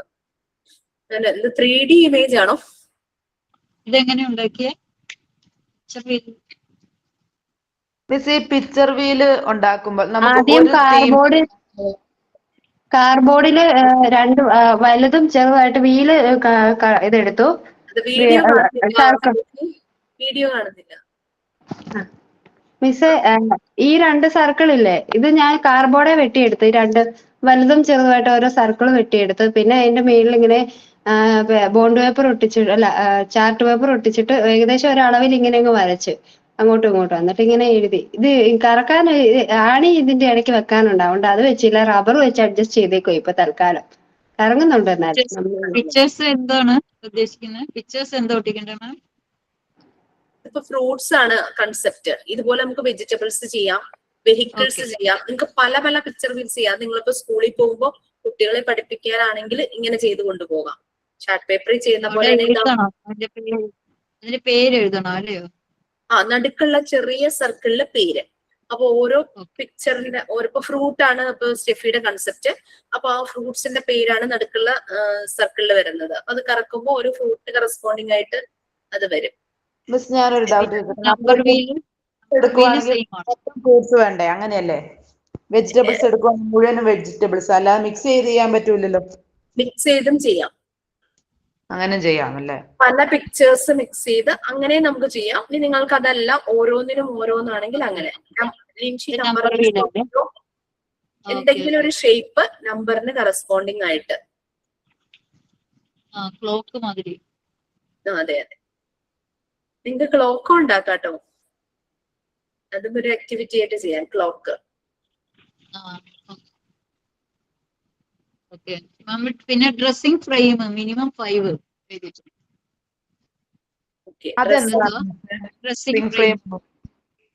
ഈ ഡ്രസ്സിംഗ് ഫ്രെയിം ഒക്കെ എന്റെ കയ്യിലുണ്ടായിരുന്നത് കേട്ടോ, അതെല്ലാം പോയി. അത് എനിക്ക് സ്റ്റിച്ച് ചെയ്യാനൊന്നും അറിയില്ല. ചെറിയ രീതിയിലുള്ള സ്റ്റിച്ചിങ്ങും ഇതൊക്കെ എനിക്കറിയുള്ളൂ. നമ്മള് കുട്ടികളുടെ ഡ്രസ്സിൽ വരുന്ന പല രീതിയിലുള്ള ബട്ടൺ, സിപ്പ് ഒക്കെ ഇല്ലേ? അതായത് ഒരു കൊച്ചുകുട്ടി അവന്റെ ഡ്രസ്സ് തന്നെത്താൻ ഇടാനും ഊരാനും പറ്റണം. അപ്പൊ നമ്മളുടെ കൾച്ചർ അനുസരിച്ച് നമ്മൾ യൂസ് ചെയ്യുന്ന ഡ്രസ്സിലെ ബട്ടൺസ് ഉണ്ടല്ലോ, നോർമൽ ബട്ടൺസും ഉണ്ട്, വലിയ ബട്ടൺസും ഉണ്ടാവും. അതുപോലെ സിബ്, പിന്നെ കുട്ടികൾ യൂസ് ചെയ്യുന്ന ബെൽറ്റ്. ചെറിയ കുട്ടികൾക്ക് മറ്റേ ഈ ബെൽറ്റിനകത്ത് ഹോള് വരുന്ന രീതിയിലുള്ളത് കുറച്ചും കൂടെ എക്സാമ്പിളെ നമ്മൾ വാങ്ങാറുള്ളൂ. മറ്റേ ബക്കിള്, ബാഗിന്റെ ഒക്കെ ബക്കിള് പോലെ ഇല്ലേ ഇങ്ങനെ കയറ്റുന്നത്, ടൈപ്പ് ബെൽറ്റ് ഫ്രെയിം. അത് അപ്പൊ നമ്മൾ ചെയ്യേണ്ടത് ബട്ടണിങ് ഫ്രെയിം ഉണ്ടാകും ഡ്രസ്സിംഗ് ഫ്രെയിമില്, ഒരു സിബ്, പിന്നെ വെൽക്രോ ഇല്ലേ? വെൽക്രോ എന്താന്ന് മനസ്സിലായോ? മനസ്സിലായി. ഷൂവിലും നമ്മുടെ പേഴ്സിലും ബാഗിലും ഒക്കെ ഇങ്ങനെ വലിച്ചുക്കറുന്നൊരു ഒച്ചയും കേൾക്കും. അതെ അതെ അതെ. അപ്പൊ അത് ഇത് നിങ്ങൾ ചെയ്യേണ്ടതെന്ന് വെച്ചാൽ, ഞാൻ ചെയ്ത മെത്തേഡ് ഞാൻ പറഞ്ഞുതരാം. ഞാൻ പറഞ്ഞല്ലോ ചില കുറെ സാധനങ്ങൾ എന്റെ പോയി നാശായി ഷിഫ്റ്റിങ്ങിന്റെ ഇടയിലൊക്കെ. ഈ ഡ്രസ്സിംഗ് ഫ്രെയിം ശരിക്കും വുഡൻ ഫ്രെയിം, നമ്മുടെ ഈ പഴയ സ്ലേറ്റിന്റെ ഒക്കെ വുഡൻ ഫ്രെയിം ഇല്ലേ, ആ വുഡൻ ഫ്രെയിമിലാണ് ശരിയായ മോണ്ടിസോറി മെത്തേഡിലുള്ള ഡ്രസ്സിംഗ് ഫ്രെയിം വരുന്നത്. ഞാൻ ചെയ്തപ്പം അങ്ങനെ വുഡൻ ഫ്രെയിം ഒക്കെ സംഘടിപ്പിക്കുക ഇച്ചിരി പണിയാണ്, അതിന് കോസ്റ്റും ഉണ്ടാവുമല്ലോ. അതിന് ഞാൻ ചെയ്ത പഴയ കാർഡ് ബോർഡുകൾ ഉണ്ടല്ലോ, ഒത്തിരി കട്ടിയുള്ളത്, റൈറ്റിംഗ് ബോർഡിന്റെ ആ ഒരു കട്ടിയുള്ള കാർഡ് ബോർഡ് ഒക്കെ എടുത്തിട്ട് അതില് ക്ലോത്ത് ഒരു A4 സൈസിൽ ക്ലോത്ത്, ടൈലറിംഗ് ഷോപ്പിലൊക്കെ ചെന്ന് കഴിഞ്ഞ് കഴിഞ്ഞാൽ ക്ലോത്ത് ബിറ്റ് നമുക്ക് കിട്ടും. അവര് തയ്ച്ചു കഴിഞ്ഞ് വേസ്റ്റ് ആയിട്ട് പോകുന്ന കുറെ ക്ലോത്ത് പീസ് ഉണ്ടാവും അല്ലെ, ആ ക്ലോത്ത് പീസ് എടുത്തിട്ട് ഞാനത് A4 സൈസിൽ എടുത്തിട്ട് ഈ കാർഡ് ബോർഡില് ഇങ്ങനെ, ഇതാണ് കാർഡ് ബോർഡ് എങ്കിൽ ഇങ്ങനെ ബാക്ക് സൈഡിലേക്ക് കൊണ്ടുവന്നിട്ട് ബാക്ക് സൈഡ് ഒട്ടിച്ചു. ഈ ഭാഗം ലൂസായിട്ട് കിടന്നു, ഇവിടെയൊന്നും പശയൊന്നും തേച്ചില്ല. ഈ സൈഡും ബാക്കിലും ഒട്ടിച്ചു വെച്ചു. ഈ ഭാഗം നടുക്കുന്ന് കട്ട് ചെയ്തിട്ട് ഞാൻ ആദ്യം ചെയ്തതെന്ന് വെച്ചാല് ഇങ്ങനെ ക്ലോത്ത് കൊണ്ടുപോയി ഈ ബട്ടണിങ് ഒക്കെ ചെയ്തു തരുന്ന ഷോപ്പില്ലേ, അവിടെ കൊണ്ടുപോയി 4 ബട്ടൺ അങ്ങ് പിടിപ്പിച്ചു. ആ ബട്ടൺ വരുന്ന ഭാഗം ഫ്രണ്ടിൽ ഇങ്ങനെ വെച്ചിട്ട് ബാക്കി പോർഷൻ ബാക്കിലേക്ക് ഒട്ടിച്ചു വെച്ചു. കുട്ടികൾക്ക് ഇങ്ങനെ ബട്ടൺ ഊരാനും ഇടാനും പറ്റും. അതുപോലെ തന്നെ സിബ് ചെയ്തു. അതുപോലെ തന്നെ നമ്മൾ ബ്ലൗസിലൊക്കെ യൂസ് ചെയ്യുന്ന ഹുക്ക് ചെയ്യാം. നമ്മളുടെ ഡ്രസ്സിങ് കൾച്ചർ അനുസരിച്ച് മോണ്ടിസോറി ഡിസൈൻ ചെയ്യുന്ന വെച്ചാൽ യൂറോപ്യൻ കൺട്രീസിലെ ഡ്രസ്സിങ് കൾച്ചർ അനുസരിച്ചുള്ള സാധനങ്ങളായിരുന്നു. പിന്നെ സിപ്പ്, പിന്നെ ഷൂ ലേസ് അങ്ങോട്ടും ഇങ്ങോട്ടും കെട്ടാൻ പാകത്തിന് ഷൂ ലേസ്, ആ ഒരു ഹോൾ. നെക്കിന്റെ സൈസിൽ കട്ട് ചെയ്യേണ്ടി വരും കാർഡ്ബോർഡ്? ഏതാ നെക്കിന്റെ ഭാഗം, നെക്ക് വരുന്ന ഭാഗത്ത് നിങ്ങൾക്ക് ഡിസൈൻ ചെയ്യാം. ഇത് നല്ലപോലെ സ്റ്റിച്ചിങ് അറിയാവുന്നവര് അതുപോലെ ഇങ്ങനെ ഡ്രസ്സ് പോലെ. പിന്നെ ചിലര് ചെയ്തതെന്ന് വെച്ചാൽ കൊച്ചു ഷർട്ട് എടുത്തിട്ട് അതിന്റെ തലഭാഗവും അടിഭാഗവും കട്ട് ചെയ്ത് ഇതുപോലെ വെച്ചു. അപ്പൊ ബട്ടൺ ഒന്നും പിടിപ്പിക്കേണ്ട ആവശ്യമില്ല. ഷർട്ടിൽ ഇങ്ങനെ ബട്ടൺ ഉണ്ടാവുമല്ലോ, പഴയ ഡ്രസ്സിന്റെ ഒക്കെ എടുത്തിട്ട് അങ്ങനെ ഡ്രസ്സിങ് ഫ്രെയിം ചെയ്ത് വെച്ചു. അങ്ങനെയാ കാണിക്കുന്നത്, വീഡിയോസിൽ അങ്ങനെയാ കാണിക്കുന്നത്. അതാണ് എനിക്ക് അത് കണ്ടപ്പോ എനിക്ക് തോന്നി കുറച്ചുകൂടെ എളുപ്പം അതാണ്. കാരണം ഷർട്ടിന്റെ ഒക്കെ കൈ മാത്രം വെട്ടിക്കളഞ്ഞിട്ട് മേളുഭാഗം ഒരു പോർഷൻ വെച്ച് വെട്ടിയെടുത്തേച്ച് ഇങ്ങനെ ചെറുതായിട്ട് മടക്കി തയ്ച്ചിട്ട് അപ്പുറം ഇപ്പുറം ഇത് കയറ്റി ചെയ്യുന്നു. അപ്പം കുറച്ചുകൂടി സിമ്പിൾ ആയിട്ട് ചെയ്യാൻ തോന്നുന്നു. വീഡിയോസ് അങ്ങനെയാണ്. പിന്നെ അത് കുട്ടികളെ എങ്ങനെ പ്രാക്ടീസ് ചെയ്യിക്കണം എന്നുള്ളത് നമ്മൾ പ്രാക്ടിക്കൽ ക്ലാസ്സിൽ വരുന്നത്. സിബൊക്കെ ഇങ്ങനെ വലിച്ചു വിടാൻ പാടില്ല. നമ്മുടെ 2 കൈ യൂസ് ചെയ്ത് ഒരു കൈ കൊണ്ടൊരു പ്രഷർ കൊടുത്ത് മറ്റേ കൈ കൊണ്ട് പതുക്കെ. പിന്നെ വെൽക്രോം ഇതുപോലെ തന്നെ പിടിച്ച് വലിച്ച് പറിച്ചെടുക്കുമ്പോൾ അതങ്ങ് പറഞ്ഞു പോകും. നമ്മൾ ഒരു കൈ കൊണ്ട് താഴത്തെ ഭാഗത്തിൽ പിടിച്ചിട്ട് വേണം മുകളിൽ നിന്ന് പതുക്കെ അങ്ങനെ ഓപ്പൺ ചെയ്യാൻ. അതൊക്കെ കുട്ടികൾക്ക് പ്രാക്ടീസ് ചെയ്ത് കൊടുക്കേണ്ടത്. നമ്മളതൊന്ന് അതൊക്കെ പ്രാക്ടിക്കൽ ക്ലാസ്സിന് വരുമ്പോഴും പ്രാക്ടിക്കൽ ക്ലാസ്സിന്റെ ഡെമോയുടെ സമയത്തും അത് പറഞ്ഞു തരും. അതാണ് ഡ്രസ്സിംഗ് ഫ്രെയിംസിൽ വരുന്നത്. അത് എത്ര എണ്ണം? 4 എണ്ണാണോ dressing frame? Buttoning frame, press button വേണമെങ്കിൽ അതും ചെയ്യാം കേട്ടോ. സാധാരണ നോർമൽ ബട്ടൺ ചെയ്യാം, വലിയ ബട്ടൺ ചെയ്യാം, പ്രസ് ബട്ടൺ ചെയ്യാം, സിബ്, പിന്നെ അതുപോലെ തന്നെ വെൽക്രോ, പിന്നെ ഈ ഷൂ ലേസ്, പിന്നെ ബക്കിളില്ലേ, പഴയ ബാഗിന്റെ ഒക്കെ ബക്കിളൊക്കെ കിട്ടുവാണെങ്കിൽ അത് വെച്ച് ചെയ്താലും മതി. പിന്നെ ബെൽറ്റ് ഫ്രെയിം പോലെ ചിലർ ചെയ്തത് ഈ വാച്ചിന്റെ സ്ട്രാപ്പില്ലേ, ഈ കളർഫുൾ വാച്ച് ഉണ്ടല്ലോ, മറ്റേ മെറ്റൽ സ്ട്രാപ്പ് അല്ലാത്ത മറ്റേ ടൈപ്പ് സ്ട്രാപ്പ് ഉള്ളത്, അത് പഴയ വാച്ചിന്റെ ഒക്കെ കളക്ട് ചെയ്ത കുട്ടികൾ അങ്ങനെയും ചെയ്തിട്ടുണ്ടായിരുന്നു. എളുപ്പപ്പണിയാണല്ലോ. അത് നമ്മൾ വുഡിൽ ചെയ്യണം അല്ലേ? സൈഡ് വുഡിൽ ആണോ ചെയ്യേണ്ടത്? സൈഡ് വുഡ് എന്നല്ല സ്റ്റെഫി, അതിന് ഈ വുഡൻ ഫ്രെയിം ആണ്. നമ്മുടെ പണ്ടത്തെ ഒരു സ്ലേറ്റ് ഇല്ലേ, സ്ലേറ്റിൽ വുഡൻ ഫ്രെയിം ഉള്ള സ്ലേറ്റ് ഇല്ലേ, അതുപോലെ വുഡ് ഇങ്ങനെ ഫ്രെയിം ആയിട്ട് വന്നിട്ട് ഈ ക്ലോത്ത് അതിന്റെ ഉള്ളിൽ കൂടെ ഇങ്ങനെ ഇറക്കും. 2 സൈഡിൽ നിന്നും ക്ലോത്ത് ഇങ്ങനെ പൈപ്പ് പോലെ ഇങ്ങനെ സ്റ്റിച്ച് ചെയ്തിട്ട് ഈ വുഡൻ ഫ്രെയിമിന്റെ ഉള്ളിലൂടെ ഇറക്കിയിട്ടാണ് വെക്കുന്നത്. വേറെ ഒന്നും കൊണ്ടില്ല, കുട്ടികളെ യൂസ് ചെയ്യുമ്പോൾ പെട്ടെന്ന് നാശാവാതിരിക്കാൻ വേണ്ടിയിട്ട്, സെക്യൂർ ആക്കാൻ വേണ്ടിയിട്ടാണ് വുഡൻ ഫ്രെയിമിൽ ചെയ്തേക്കുന്നത്. നമ്മൾ വാങ്ങിച്ചിട്ടുണ്ട്. അത് വാങ്ങിച്ചിട്ടുള്ളത് മോണ്ടിസോറി മെറ്റീരിയൽ ഒറിജിനൽ തന്നെയാണ്. അല്ല മാം, നമ്മൾ വുഡൻ ഫ്രെയിമിൽ തന്നെ ചെയ്യണം നിർബന്ധമുണ്ടോ? നമ്മളിപ്പോ കുഞ്ഞു കുട്ടികൾക്ക് പിടിക്കുന്ന പോലെ അത് അടിച്ചു കൊടുത്തിട്ട് അതിങ്ങനെ വെച്ചാൽ മതിയില്ലേ? ഞാൻ കാർഡ്ബോർഡ് പറഞ്ഞത് അതായിരുന്നു, കുറച്ചുകൂടെ ഒന്ന് സ്റ്റിഫായിട്ടിരിക്കാൻ വേണ്ടിയിട്ടാ കാർഡ്ബോർഡ്. അല്ലെങ്കിൽ തുണി ഇങ്ങനെ ഇളകി പോകുമല്ലോ, കുട്ടികളല്ലേ, അപ്പൊ അവർക്ക് ഒത്തിരി സ്റ്റിഫായിട്ട് ഇങ്ങനെ ടേബിളിലോ നിലത്തോ വെച്ചിട്ട് ചെയ്യുമ്പോൾ എളുപ്പമായിരിക്കുമല്ലോ. അതുകൊണ്ടാണ് കാർഡ്ബോർഡ് പീസിൽ ഒട്ടിച്ചത്. മിസ്, അതുപോലെ ട്രയാങ്കിൾസിന്റെയും ജോമെട്രിക്കൽ ഷേപ്സിന്റെ അതൊന്ന് ഉണ്ടെങ്കിൽ ഒന്ന് പറഞ്ഞു തരാമോ? ട്രയാങ്കിൾ കുറച്ച് കൺസ്ട്രക്റ്റീവ് ട്രയാങ്കിൾസ് ഉണ്ടായിരുന്നു. നമ്മൾ മാത്സിൽ ഡിഫറെന്റ് ടൈപ്പ് ഓഫ് ട്രയാങ്കിൾസ് നമ്മൾ മാത്സിൽ പഠിച്ചിട്ടില്ലേ? Right angle triangle, isosceles triangle, ഓരോന്നോ 2 3 എത്രയായാലും കുഴപ്പമൊന്നുമില്ല. Scalene triangle, equilateral triangle. നിങ്ങളെ റെക്കോർഡ് ബുക്ക് പുതിയത് വന്നിട്ടില്ലേ? അതിലുള്ളത് ഒന്ന് മതി അല്ലേ? വായിച്ചു നോക്കുമ്പോ അതിൽ പറഞ്ഞിട്ടുള്ളത് മതി. ഓക്കെ. ഞാനൊക്കെ വരച്ചു വെക്കുന്നത് ജോമെട്രിക്കൽ ഷേപ്പും ഇതുപോലെ ഒരു ചാർട്ട് പേപ്പറിൽ വരച്ചാൽ മതി. വരച്ചാ മതിയല്ലോ, ഷേപ്പ് ഉണ്ടാക്കണ്ടല്ലോ. ഷേപ്പ് ഉണ്ടാക്കണ്ട, കാരണം ഉണ്ടാക്കുന്ന ഇച്ചിരി പണിയായിരിക്കും. ഉണ്ടാക്കാനാണെങ്കിൽ തന്നെ നമുക്ക് സ്ഫിയർ, അതുപോലെ തന്നെ സിലിണ്ടർ, ക്യൂബ്, ക്യൂബോയിഡ് ഒക്കെയാണ് നമുക്ക് 3D ഉണ്ടാക്കാൻ പറ്റുള്ളൂ. ബാക്കിയൊക്കെ 3D ഉണ്ടാക്കാൻ ഇത്തിരി പാടാണ്. സോഫ്റ്റ് ഉണ്ടാക്കാൻ. അപ്പൊ നിങ്ങൾക്ക് വരയ്ക്കാൻ പറ്റുന്ന വരയ്ക്കുക, 2D വരയ്ക്കാൻ പറ്റുന്ന വരച്ചാലും മതി. 3D വരയ്ക്കണം എന്നില്ല. 3D സ്ഫിയർ ഒക്കെ വരച്ച് വെക്കാൻ ഭയങ്കര പാടായിരിക്കും. അപ്പോ അതിനകത്ത് നമുക്ക് 3 സൈഡുള്ളത് ട്രയാങ്കിൾ വരയ്ക്കാം, പിന്നെ സ്ക്വയർ വരയ്ക്കാം, റെക്ടാങ്കിൾ വരയ്ക്കാം, അല്ലെ? പിന്നെ പാരലോഗ്രാം വരയ്ക്കാം, റോംബസ് വരയ്ക്കാം. കുട്ടികളുടെ മാത്സിന്റെ ടെക്സ്റ്റ് എടുത്ത് നോക്കിയാൽ തന്നെ നമുക്ക് കിട്ടും. പിന്നെ സിലിണ്ടർ വരയ്ക്കാം. പിന്നെ എന്താ വരയ്ക്കാൻ പറ്റുക? അങ്ങനെ ജോമെട്രിക്കൽ ഷേപ്പ് ഹെഡിങ് കൊടുത്തിട്ട് ചാർട്ടിൽ ചുമ്മാ വരച്ച് ചെയ്താൽ പോരെ? മതി മതി. അല്ലാതെ മിസ്റ്റർ ട്രയാങ്കിൾസ് മാത്രമായിട്ട് ഒരു ക്വസ്റ്റ്യൻ ഉണ്ടല്ലോ. അതാണ് കൺസ്ട്രക്റ്റീവ് ട്രയാങ്കിൾസ്. ഞാൻ ഉണ്ടാക്കിയിട്ടുണ്ടായിരുന്നു. കുറെയൊക്കെ എന്തെങ്കിലും ഉണ്ട്, കാണില്ല. മിസ് അത് കഴിഞ്ഞ ക്ലാസ്സിൽ കാണിച്ചിട്ടുണ്ട്. ഞാൻ പിന്നെ കാർഡ് ബോർഡിൽ ഉണ്ടാക്കിയ ഒരു ട്രയാങ്കിൾ ആണേ.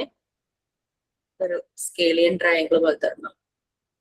കളർഫുൾ ആയിട്ടുള്ള പേപ്പർ ഒട്ടിച്ചു. നമുക്ക് ഈ വീടുകളിൽ എന്തെങ്കിലുമൊക്കെ സാധനങ്ങൾ വാങ്ങാൻ കിട്ടുന്ന കാർഡ് ബോർഡിലെ അത് ആ ഷേപ്പിൽ അങ്ങ് കട്ട് ചെയ്തിട്ട് അതിൽ ഞാനിപ്പോ ഒരു ഓറഞ്ചോ എന്തോ കളർ പേപ്പർ ഒട്ടിച്ചു. കളർഫുൾ പേപ്പർ ഒട്ടിച്ചിട്ട് ഡിഫറെന്റ് ട്രയാങ്കിൾസ് ഉണ്ടാക്കിയാലും മതി.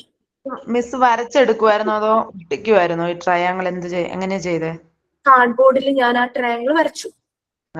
വരച്ചിട്ട് വെട്ടി എന്നിട്ട് പേപ്പർ അതിനെ കവർ ചെയ്യുന്ന രീതിയിൽ ഒട്ടിച്ചു. മറ്റേ കൊറുഗേറ്റഡ് കാർഡ് ബോർഡില്ലേ, ഇങ്ങനെ വര വര വര പോലെയുള്ളത്, അങ്ങനത്തെ കാർഡ് ബോർഡ് ആയിരുന്നു. പേപ്പർ ഒട്ടിച്ചപ്പം അത്ര അറിയണില്ല, എന്നാലും ചെറുതായിട്ട് അറിയും.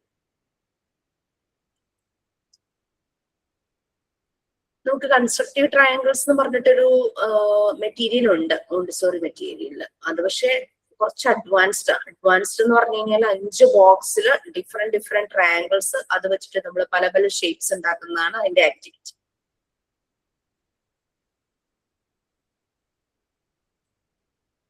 ഓക്കെ, ഇനി എന്തെങ്കിലും സംശയമുണ്ടോ മെറ്റീരിയൽസിൽ?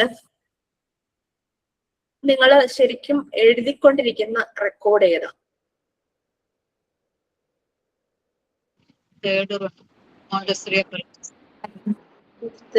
അതല്ലാതെ അത് നമ്മളുടെ എഫേർട്ടിൽ എഴുതേണ്ട റെക്കോർഡ്.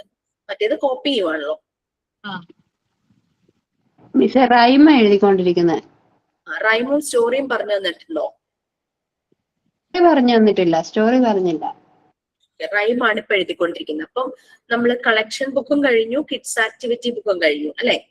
വേറെ ഒന്നും പറഞ്ഞില്ല. കളക്ഷൻ ബുക്കും കിഡ്സ് ആക്ടിവിറ്റി റൈം ഇപ്പൊ എന്താ എഴുതിക്കൊണ്ടിരിക്കുന്നത്? റൈം പറഞ്ഞില്ലേ? പറഞ്ഞോ? അല്ല മിസ്സേ, റൈം നമുക്ക് എഴുതാൻ തുടങ്ങിക്കോളാം ഇങ്ങനെ ജസ്റ്റ് പറഞ്ഞപ്പോ തുടങ്ങിയതാ, അതുകൊണ്ടായിരുന്നു മിസ്സേ. റൈം അല്ല ഇനി എഴുതാനുള്ള, റൈം സ്റ്റോറി. റൈമിനെ പറ്റി ഡീറ്റെയിൽസ് ഞാൻ തന്നോ? ഇല്ല മിസ്. ഇല്ല, പറഞ്ഞിട്ടില്ല മാം, പറഞ്ഞിട്ടില്ല അല്ലെ? 2 റെക്കോർഡ്സിന്റെ കാര്യം ഫുൾ ഡീറ്റെയിൽസ് പറഞ്ഞോളൂ. പിന്നെ മോണ്ടിസറി പറ്റിന്റെ കോപ്പി ചെയ്യാൻ പറഞ്ഞു. പിന്നെ ഒന്നും പറഞ്ഞിട്ടില്ല. Okay fine. റൈം പറഞ്ഞിട്ടില്ല, പക്ഷെ എഴുതാൻ തുടങ്ങി. ഓക്കെ ഞാനത് നെക്സ്റ്റ് വീക്കില് റൈമും സ്റ്റോറിയും പറയാം. അതിന്റെ ഒപ്പം വേറൊരു കാര്യം കൂടെ ഒന്ന് പറഞ്ഞോട്ടെ. നിങ്ങൾക്ക് താല്പര്യമുണ്ടെങ്കിൽ, ഇത് മാൻഡേറ്ററി അല്ല കേട്ടോ, താല്പര്യമുണ്ടെങ്കിൽ നിങ്ങളുടെ ബാച്ചിന്റെ ഒരു മാഗസിൻ നിങ്ങൾക്ക് ഉണ്ടാക്കാം. മാഗസിന്റെ കാര്യം പറഞ്ഞിട്ടുണ്ടായിരുന്നു മാം ഒന്ന്. മാഗസിന്റെ പറഞ്ഞിട്ടുണ്ടായിരുന്നോ? ഓക്കെ. കോൺവെക്കേഷൻ സമയത്ത് വേണമെങ്കിൽ നിങ്ങൾക്ക് അത് അതിന്റെ പ്രകാശനം നടത്തുമോ എന്തെങ്കിലും ചെയ്യാം. It's up to you, no problem. കാരണം എല്ലാ ബാച്ചുകാരൊന്നും ഉണ്ടാക്കിയിട്ടില്ല, താല്പര്യമുള്ളവർ മാത്രം ഉണ്ടാക്കിയിട്ടുള്ളൂ. First batch, 5th batch, 8th batch. ഇപ്പൊ കോൺവെക്കേഷൻ കഴിഞ്ഞാൽ ഈ 3 ബാച്ചുകാരെ മാഗസിൻ ചെയ്തിട്ടുണ്ട്. First, 5th, 8th. അപ്പൊ 15 അതിന് വേണ്ടിയിട്ട് നല്ലൊരു പ്രിപ്പറേഷൻ ഒക്കെ നടത്തുന്നുണ്ട്. ബാക്കി 11, 12, 13, 14 ഒന്നും ചെയ്യുന്നില്ല എന്ന് തോന്നുന്നു. ഓക്കെ, ഇഷ്ടമാണ് എന്നുണ്ടെങ്കിൽ ചെയ്യാം. അതൊക്കെ നമുക്ക് ഓൺലൈനായിട്ട് ഒന്ന് കോർഡിനേറ്റ് ചെയ്യണം, ആ ഒരു പണിയേ ഉള്ളൂ. അല്ല ആയി കഴിഞ്ഞു കഴിഞ്ഞാൽ നല്ല രസമായിട്ട്. That's okay. ഓക്കെ, നമ്മൾ ക്ലാസ് എവിടെ വരെ? മിസ് അതിന്റെ കൂടെ ലാസ്റ്റത്തെ ആ ഹെൽത്തി ഹാബിറ്റിന്റെ ചാർട്ട് അതെങ്ങനെ ചെയ്യുന്നത് അതും കൂടെ ഒന്ന് പറയൂ. ഹെൽത്തി ഹാബിറ്റ്സിന്റെ ചാർട്ടോ? ആ അത് ചുമ്മാ പടം ഒട്ടിച്ചാൽ മതി ചാർട്ടില്, ഹെൽത്തി ഹാബിറ്റ് ചാർട്ട് എന്ന് എഴുതി. പിക്ചറിന്റെ താഴെ ഒരു സ്റ്റേറ്റ്മെന്റ് എഴുതും, അങ്ങനെ എന്തെങ്കിലും, എങ്ങനെയായാലും കുഴപ്പമൊന്നുമില്ല. ഹെൽത്തി ചോദിച്ചോട്ടെ മിസ്സേ, ഇപ്പൊ ഞാൻ മാഗസീന്റെ പറഞ്ഞില്ലേ മിസ്, അപ്പൊ ഞാനിപ്പോ ഒരു കഥ എഴുതിയെന്ന് വിചാരിച്ച, അപ്പൊ അതെങ്ങനെയാ നമ്മളിപ്പോ ഈ മാഗസീനിലേക്ക് എങ്ങനെയാ അത്? മറ്റു കുട്ടികൾ ചെയ്തത് എങ്ങനെയാന്ന് വെച്ചാൽ പറയാം. അവര് ആദ്യം ഈ ജോലിയുടെ കോർഡിനേഷൻ എന്നുള്ള എഡിറ്റോറിയൽ ബോർഡ് എന്നൊക്കെ പറഞ്ഞ ഒരാളെയൊക്കെ സെലക്ട് ചെയ്തു. എന്നിട്ട് എഴുതുന്നവര് ഇവർക്ക് PDF സെൻഡ് ചെയ്യണം. നമുക്ക് സോഫ്റ്റ് കോപ്പി ആക്കാലോ, PDF ആയിട്ട് സെൻഡ് ചെയ്ത് കൊടുക്കണം. ഇവരതിനെല്ലാം കൂടെ ചേർത്തിട്ട് മാഗസീന്റെ ഒരു സോഫ്റ്റ് കോപ്പിയും പ്രിപ്പയർ ചെയ്തു, പ്രിന്റും എടുത്തു. ആവശ്യമുള്ളവർക്ക് പ്രിന്റ് എടുത്ത് കൊടുത്തു. ഓഫീസിലേക്ക് ഒരു പ്രിന്റ് കൊണ്ടുവന്ന് കൊടുത്തു, നമ്മളുടെ ഓഫീസിൽ ഒരു ഹാർഡ് കോപ്പി. അപ്പൊ എല്ലാവരുടെയും കൂടെ ചേർത്ത് വെച്ച് സോർട്ട് ചെയ്ത് ഒറ്റ ബുക്കാക്കി മാറ്റും.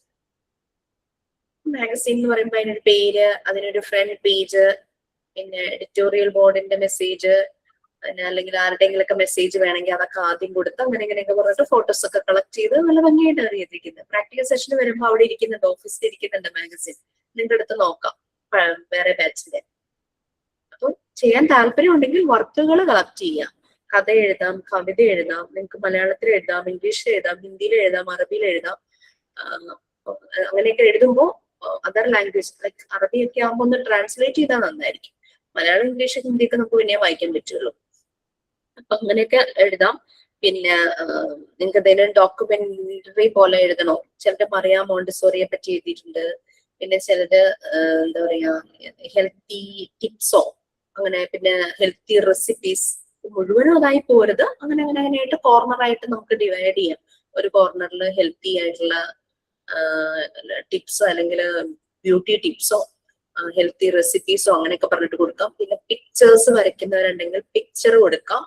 അങ്ങനെ എല്ലാവരുടെയും എന്തെങ്കിലുമൊക്കെ ഒരു വർക്ക് വരുവാണെങ്കിൽ നന്നായിരിക്കും, മാഗസിൻ ചെയ്യുന്നുണ്ടെങ്കിൽ കേട്ടോ. മിസ്സേ DEDന് ഞങ്ങൾ പഠിച്ചുകൊണ്ടിരുന്നപ്പോ ഇതുപോലെ ഞങ്ങൾ ചെയ്തായിരുന്നു. എന്നിട്ട് അവസാനം ഇങ്ങനെ പ്രകാശനം ചെയ്തു. അത് ഇതുപോലെ എല്ലാവർക്കും ഡ്യൂട്ടി ഡിവൈഡ് ചെയ്ത് കൊടുക്കുമായിരുന്നു ചെയ്തത്. നമ്മള് ഓൺലൈനിലെ ചലഞ്ചസ് ഓവർകം ചെയ്തുകൊണ്ടാണ് ഇത് ചെയ്യുന്നത്, അതും കൂടെ ഓർക്കണം. നേരിട്ട് കാണുന്നില്ല ആരും, പക്ഷെ അവിടെ ഇരുന്നുകൊണ്ട് ഓരോന്ന് ചെയ്യും. അതിന്റെ ഒരു റിസൾട്ട് വളരെ നല്ലതായിരിക്കും. അത്രയും എഫേർട്ട് എടുക്കുന്നതിന്റെ ആ ഒരു സന്തോഷമൊക്കെ ഉണ്ടാവും. അപ് ടു യു, നിർബന്ധമൊന്നുമില്ല കേട്ടോ. താല്പര്യമുണ്ടെങ്കിൽ എല്ലാ ബാച്ചുകാർക്കും അത് ചെയ്യാമെന്ന് നമ്മൾ പറഞ്ഞിട്ടുണ്ട്.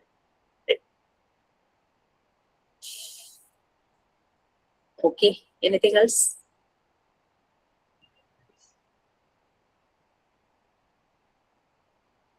ഓക്കെ, ദെൻ നമ്മളെ ക്ലാസ് എവിടെ വരെയായി? പിന്നെ നിങ്ങൾക്ക് മെറ്റീരിയൽസിന്റെ പിക്ചർ വന്നിട്ടുണ്ടാവും കേട്ടോ ലാസ്റ്റ്. എന്തോ മാം, ഈ മൂവബിൾ ആൽഫബറ്റ്സ് എന്ന് പറഞ്ഞാല് അതെന്തുവായിരുന്നു? അത് കട്ട് ചെയ്തങ്ങ് വെച്ചാ മതിയോ? എന്താണ് രേഷ്മ മറ്റേ മനസ്സിലായില്ല? മൂവബിൾ ആൽഫബറ്റ്സ് എന്നും പറഞ്ഞ ഒരു പെട്ടിക്കകത്ത് ആൽഫബറ്റ്സ് എല്ലാം വിട്ട് ആ പിക്ചർ അങ്ങനെ ഒട്ടിച്ചു വെച്ചാൽ മതി. കട്ട് ചെയ്യാന്ന് പറഞ്ഞാൽ എന്താ മനസ്സിലായില്ല എനിക്ക്. ഉണ്ടാക്കാനാണ് ഉദ്ദേശം? ലാസ്റ്റ് റെക്കോർഡിൽ ഒട്ടിക്കാനുള്ള പിക്ചേഴ്സ് അല്ലേ അത്? അതല്ലേ ചോദിച്ചേ? പിക്ചേഴ്സ് ഒട്ടിച്ചാൽ മതിയല്ലോ അല്ലേ? അത് ഒട്ടിച്ചാ മതി, അത് വേറൊന്നുമില്ല. ആ പിക്ചേഴ്സ് നിങ്ങളൊന്ന് നോക്കിയോ? നോക്കിയപ്പോ എന്തെങ്കിലും മനസ്സിലായി? ഞാൻ അതാ പറഞ്ഞേ, എഴുതിയതിന് ശേഷം പിക്ചേഴ്സ് നോക്കിക്കഴിഞ്ഞാൽ നമുക്ക് പിടികിട്ടും. എഴുതുന്നതിന് മുമ്പ് പിക്ചേഴ്സ് നോക്കി കൺഫ്യൂസ്ഡ് ആവണ്ട. ഫുള്ള് എഴുതും. ഓരോന്ന് എഴുതുമ്പോ പിക്ചർ ഒന്ന് നോക്കുക, നമ്മൾ എഴുതിയ പിക്ചർ അതിനകത്ത് ഉണ്ടോ എന്ന് നോക്കി നോക്കി പോവുക. മിസ് എഴുതിയതിനകത്തെ എല്ലാ പിക്ചറും വരുന്നുണ്ടോ? മിസ് പിക്ചർ എടുക്കാൻ പറഞ്ഞില്ലേ എന്ന് പറഞ്ഞ് ഗ്രൂപ്പിൽ ഇട്ടിട്ടുണ്ടല്ലോ കുറച്ച്, എല്ലാ പിക്ചറും വരുന്നില്ലെന്ന് ഇങ്ങനെ പ്രിന്റ് എടുത്തിട്ട് പറഞ്ഞു. പ്രീ റൈറ്റിംഗ് ബോർഡൊക്കെ ഉണ്ട്. അതുകൊണ്ട് ഞാൻ നിങ്ങളോട് പറഞ്ഞു, നിങ്ങൾ എഴുതുമ്പോ നിങ്ങൾ എഴുതിയ ടോപ്പിക് റിലേറ്റഡ് പിക്ചർ ഉണ്ടോന്ന് ആ PDF ഒന്ന് ചെക്ക് ചെയ്ത് പോവുക. ഇല്ലാത്തത് എന്ന് എന്നോട് പറയാ, ഇല്ലാത്തത് നമുക്ക് വഴിയില്ല. നമ്മളിവിടെ വാങ്ങിച്ച മെറ്റീരിയൽസിന്റെ ഡയറക്റ്റ് പിക്ചർ എടുത്തതാണ്, മനസ്സിലായോ? 1 2 മാത്രമേ അല്ലാത്തേ ഉള്ളൂ. നമ്മളുടെ മെറ്റീരിയൽസ് എടുത്തു വെച്ചിട്ട് അതിന്റെ ഫോട്ടോ എടുത്തതാണ് നിങ്ങൾക്ക് അയച്ചു തന്നത്. അപ്പൊ എല്ലാത്തിനും പിക്ചേഴ്സ് ഒട്ടിക്കണം എന്ന് മസ്റ്റ് ആണെന്ന് തോന്നുന്നു അല്ലേ? എഴുതിയ എല്ലാത്തിനും ബേസ് ചെയ്തിട്ട് പിക്ചർ വേണം. മസ്റ്റിന്റെ അല്ല ലക്ഷ്യമില്ല കാര്യം. നമ്മൾ വൺസ് വായിക്കുമ്പോൾ ഈ സാധനം എങ്ങനെ ഇരിക്കുന്നതെന്ന് നമുക്കൊന്ന് കാണാൻ പറ്റുമല്ലോ, അത്രേ ഉള്ളൂ. നമുക്ക് ആ റെക്കോർഡ്സിനെ കുറിച്ച് ഒരു ക്ലാസ് കാണുമല്ലോ, അപ്പൊ ആ സമയത്ത് നമുക്ക് ചെയ്തതായിരിക്കില്ലേ ബെറ്റർ? ഞാൻ ആ റെക്കോർഡിനെ കുറിച്ചുള്ള ക്ലാസ് എടുക്കുന്നത് നിങ്ങളുടെ പ്രാക്ടിക്കൽ സെഷൻ തുടങ്ങുന്നതിന് ജസ്റ്റ് മുമ്പായിരിക്കും. അതിന് നേരത്തെ ഞാൻ എടുത്തു വെക്കില്ല. കാരണം പ്രാക്ടിക്കൽ സെഷൻ ചെയ്യാനായിട്ട് നിങ്ങൾ പോകുമ്പോഴേക്കും അത് കിട്ടുന്നതാണ് നിങ്ങൾക്ക് നല്ലത്. കാരണം എന്താണെന്ന് വെച്ചാൽ ഓർമ്മയുണ്ടാകും, നമ്മൾ ചെയ്യുമ്പോൾ പെട്ടെന്ന് കണക്ട് ചെയ്യാൻ പറ്റും. ഞാൻ നേരത്തെ ആ ക്ലാസ് എടുത്ത് വെച്ച് കഴിഞ്ഞ് കഴിഞ്ഞാൽ ആ സമയമാകുമ്പോഴേക്കും നമുക്ക് കൺഫ്യൂഷൻ വരും. അതുകൊണ്ടാണ് അങ്ങനെ ക്ലാസ് എടുക്കുന്നത്. ക്ലാസ് എടുക്കുന്ന സമയത്ത് നമുക്ക് ഒട്ടിക്കുന്നതായിരിക്കില്ലേ ബെറ്റർ? മീൻസ് ഒട്ടിക്കുന്ന പതുക്കെ മതി. എഴുതി വെച്ചിട്ട് നമ്മൾ പിന്നീട് എഴുതി വെച്ചാൽ മതി. ആകുമ്പോഴേക്കും നമുക്കിതൊന്ന് വായിച്ചു നോക്കണം എന്നുണ്ടെങ്കിൽ വായിച്ചു നോക്കുമ്പോൾ നമുക്ക് ഈ സാധനം ഇതാണ്, അപ്പൊ ഒട്ടിക്കാനായിട്ട് പറ്റും. അതെ, അതായിരിക്കും നല്ലതെന്നാണ്. കാരണം അല്ലെങ്കിൽ ഇപ്പൊ നമുക്ക് ഇതില് ഏത് കാരണം ഇപ്പോഴേ പിക്ചർ നോക്കി ഇതെന്താ ചോദിച്ചിട്ട് യാതൊരു കാര്യമില്ല. നമ്മളൊന്ന് എഴുതി നമ്മുടെ തലയിലേക്ക് അത് കേറുമ്പോഴേ നമുക്ക് ഈ പിക്ചർ കണ്ടാൽ മനസ്സിലാവുള്ളൂ.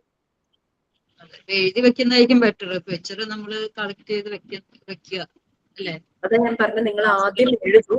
പിന്നെ എന്താ വെച്ചാൽ എല്ലാവരുടെയും ഹാൻഡ് റൈറ്റിങ്ങിന്റെ വലുപ്പമൊക്കെ പലതായിരിക്കുമല്ലോ. അപ്പൊ എഴുതിയിട്ട് നമ്മൾ എഴുതിയ മെറ്റീരിയൽ ഏതാണ്, നമ്മുടെ പിക്ചറിൽ ആ മെറ്റീരിയൽ ഏതാണ് ഒന്ന് നോക്കിയിട്ട് കാണുമ്പോൾ ഒരു പിടിയിട്ട്. ഇപ്പൊ പിങ്ക് ടവർ അപ്പൊ തന്നെ നിങ്ങൾക്ക് മനസ്സിലായി പിങ്ക് കളറിൽ അതിങ്ങനെ ഇരിക്കണം. കണ്ടുപിടിക്കും, അത് മനസ്സിലായി. ബ്രൗൺ സ്റ്റെയർ അതൊക്കെ അത് കണ്ടുപിടിക്കാൻ എളുപ്പമായിരിക്കും. ഇപ്പൊ മൂവബിൾ ആൽഫബറ്റ്സ് അതിന്റെ ഒരു കണ്ടെയ്നറിനകത്ത് നിറയെ ആ ആൽഫബറ്റ്സ് നമുക്ക് ഇങ്ങനെ പറക്കിയെടുക്കാം. അതാണ് ആ പേര് മൂവബിൾ ആൽഫബറ്റ്സ് വന്നത്, അങ്ങനെ വന്നത്. പിന്നെ പല ടൈപ്പ് സിലിണ്ടേഴ്സ് ഉണ്ട്. അത് നിങ്ങൾ വൺസ് എഴുതി കഴിഞ്ഞാലേ അത് പിടിയിട്ടുള്ളൂ ആ സിലിണ്ടേഴ്സ് ഏതാന്നുള്ളത്. മിസ്സേ ഈ ബട്ടണിങ് ഫ്രെയിം എന്ന് പറയുന്നത് തന്നെയാണോ ഡ്രസ്സിംഗ് ഫ്രെയിം? നമ്മള് ഡ്രസ്സിംഗ് ഫ്രെയിമിനകത്ത് ഒരു സാധനമാണ് ഈ ബട്ടണിങ് ഫ്രെയിം വരുന്നത്. പക്ഷെ പലയിടത്തും ടൈറ്റിൽ ചിലപ്പോൾ അതിനെ ഒരുമിച്ച് ബട്ടണിങ് ഫ്രെയിം എന്ന് പറയാറുണ്ട്. അപ്പൊ അവിടെ ഒട്ടിച്ചാ മതിയോ ബട്ടണിങ് ഫ്രെയിം, ഡ്രസ്സിംഗ് ഫ്രെയിം? മതി മതി.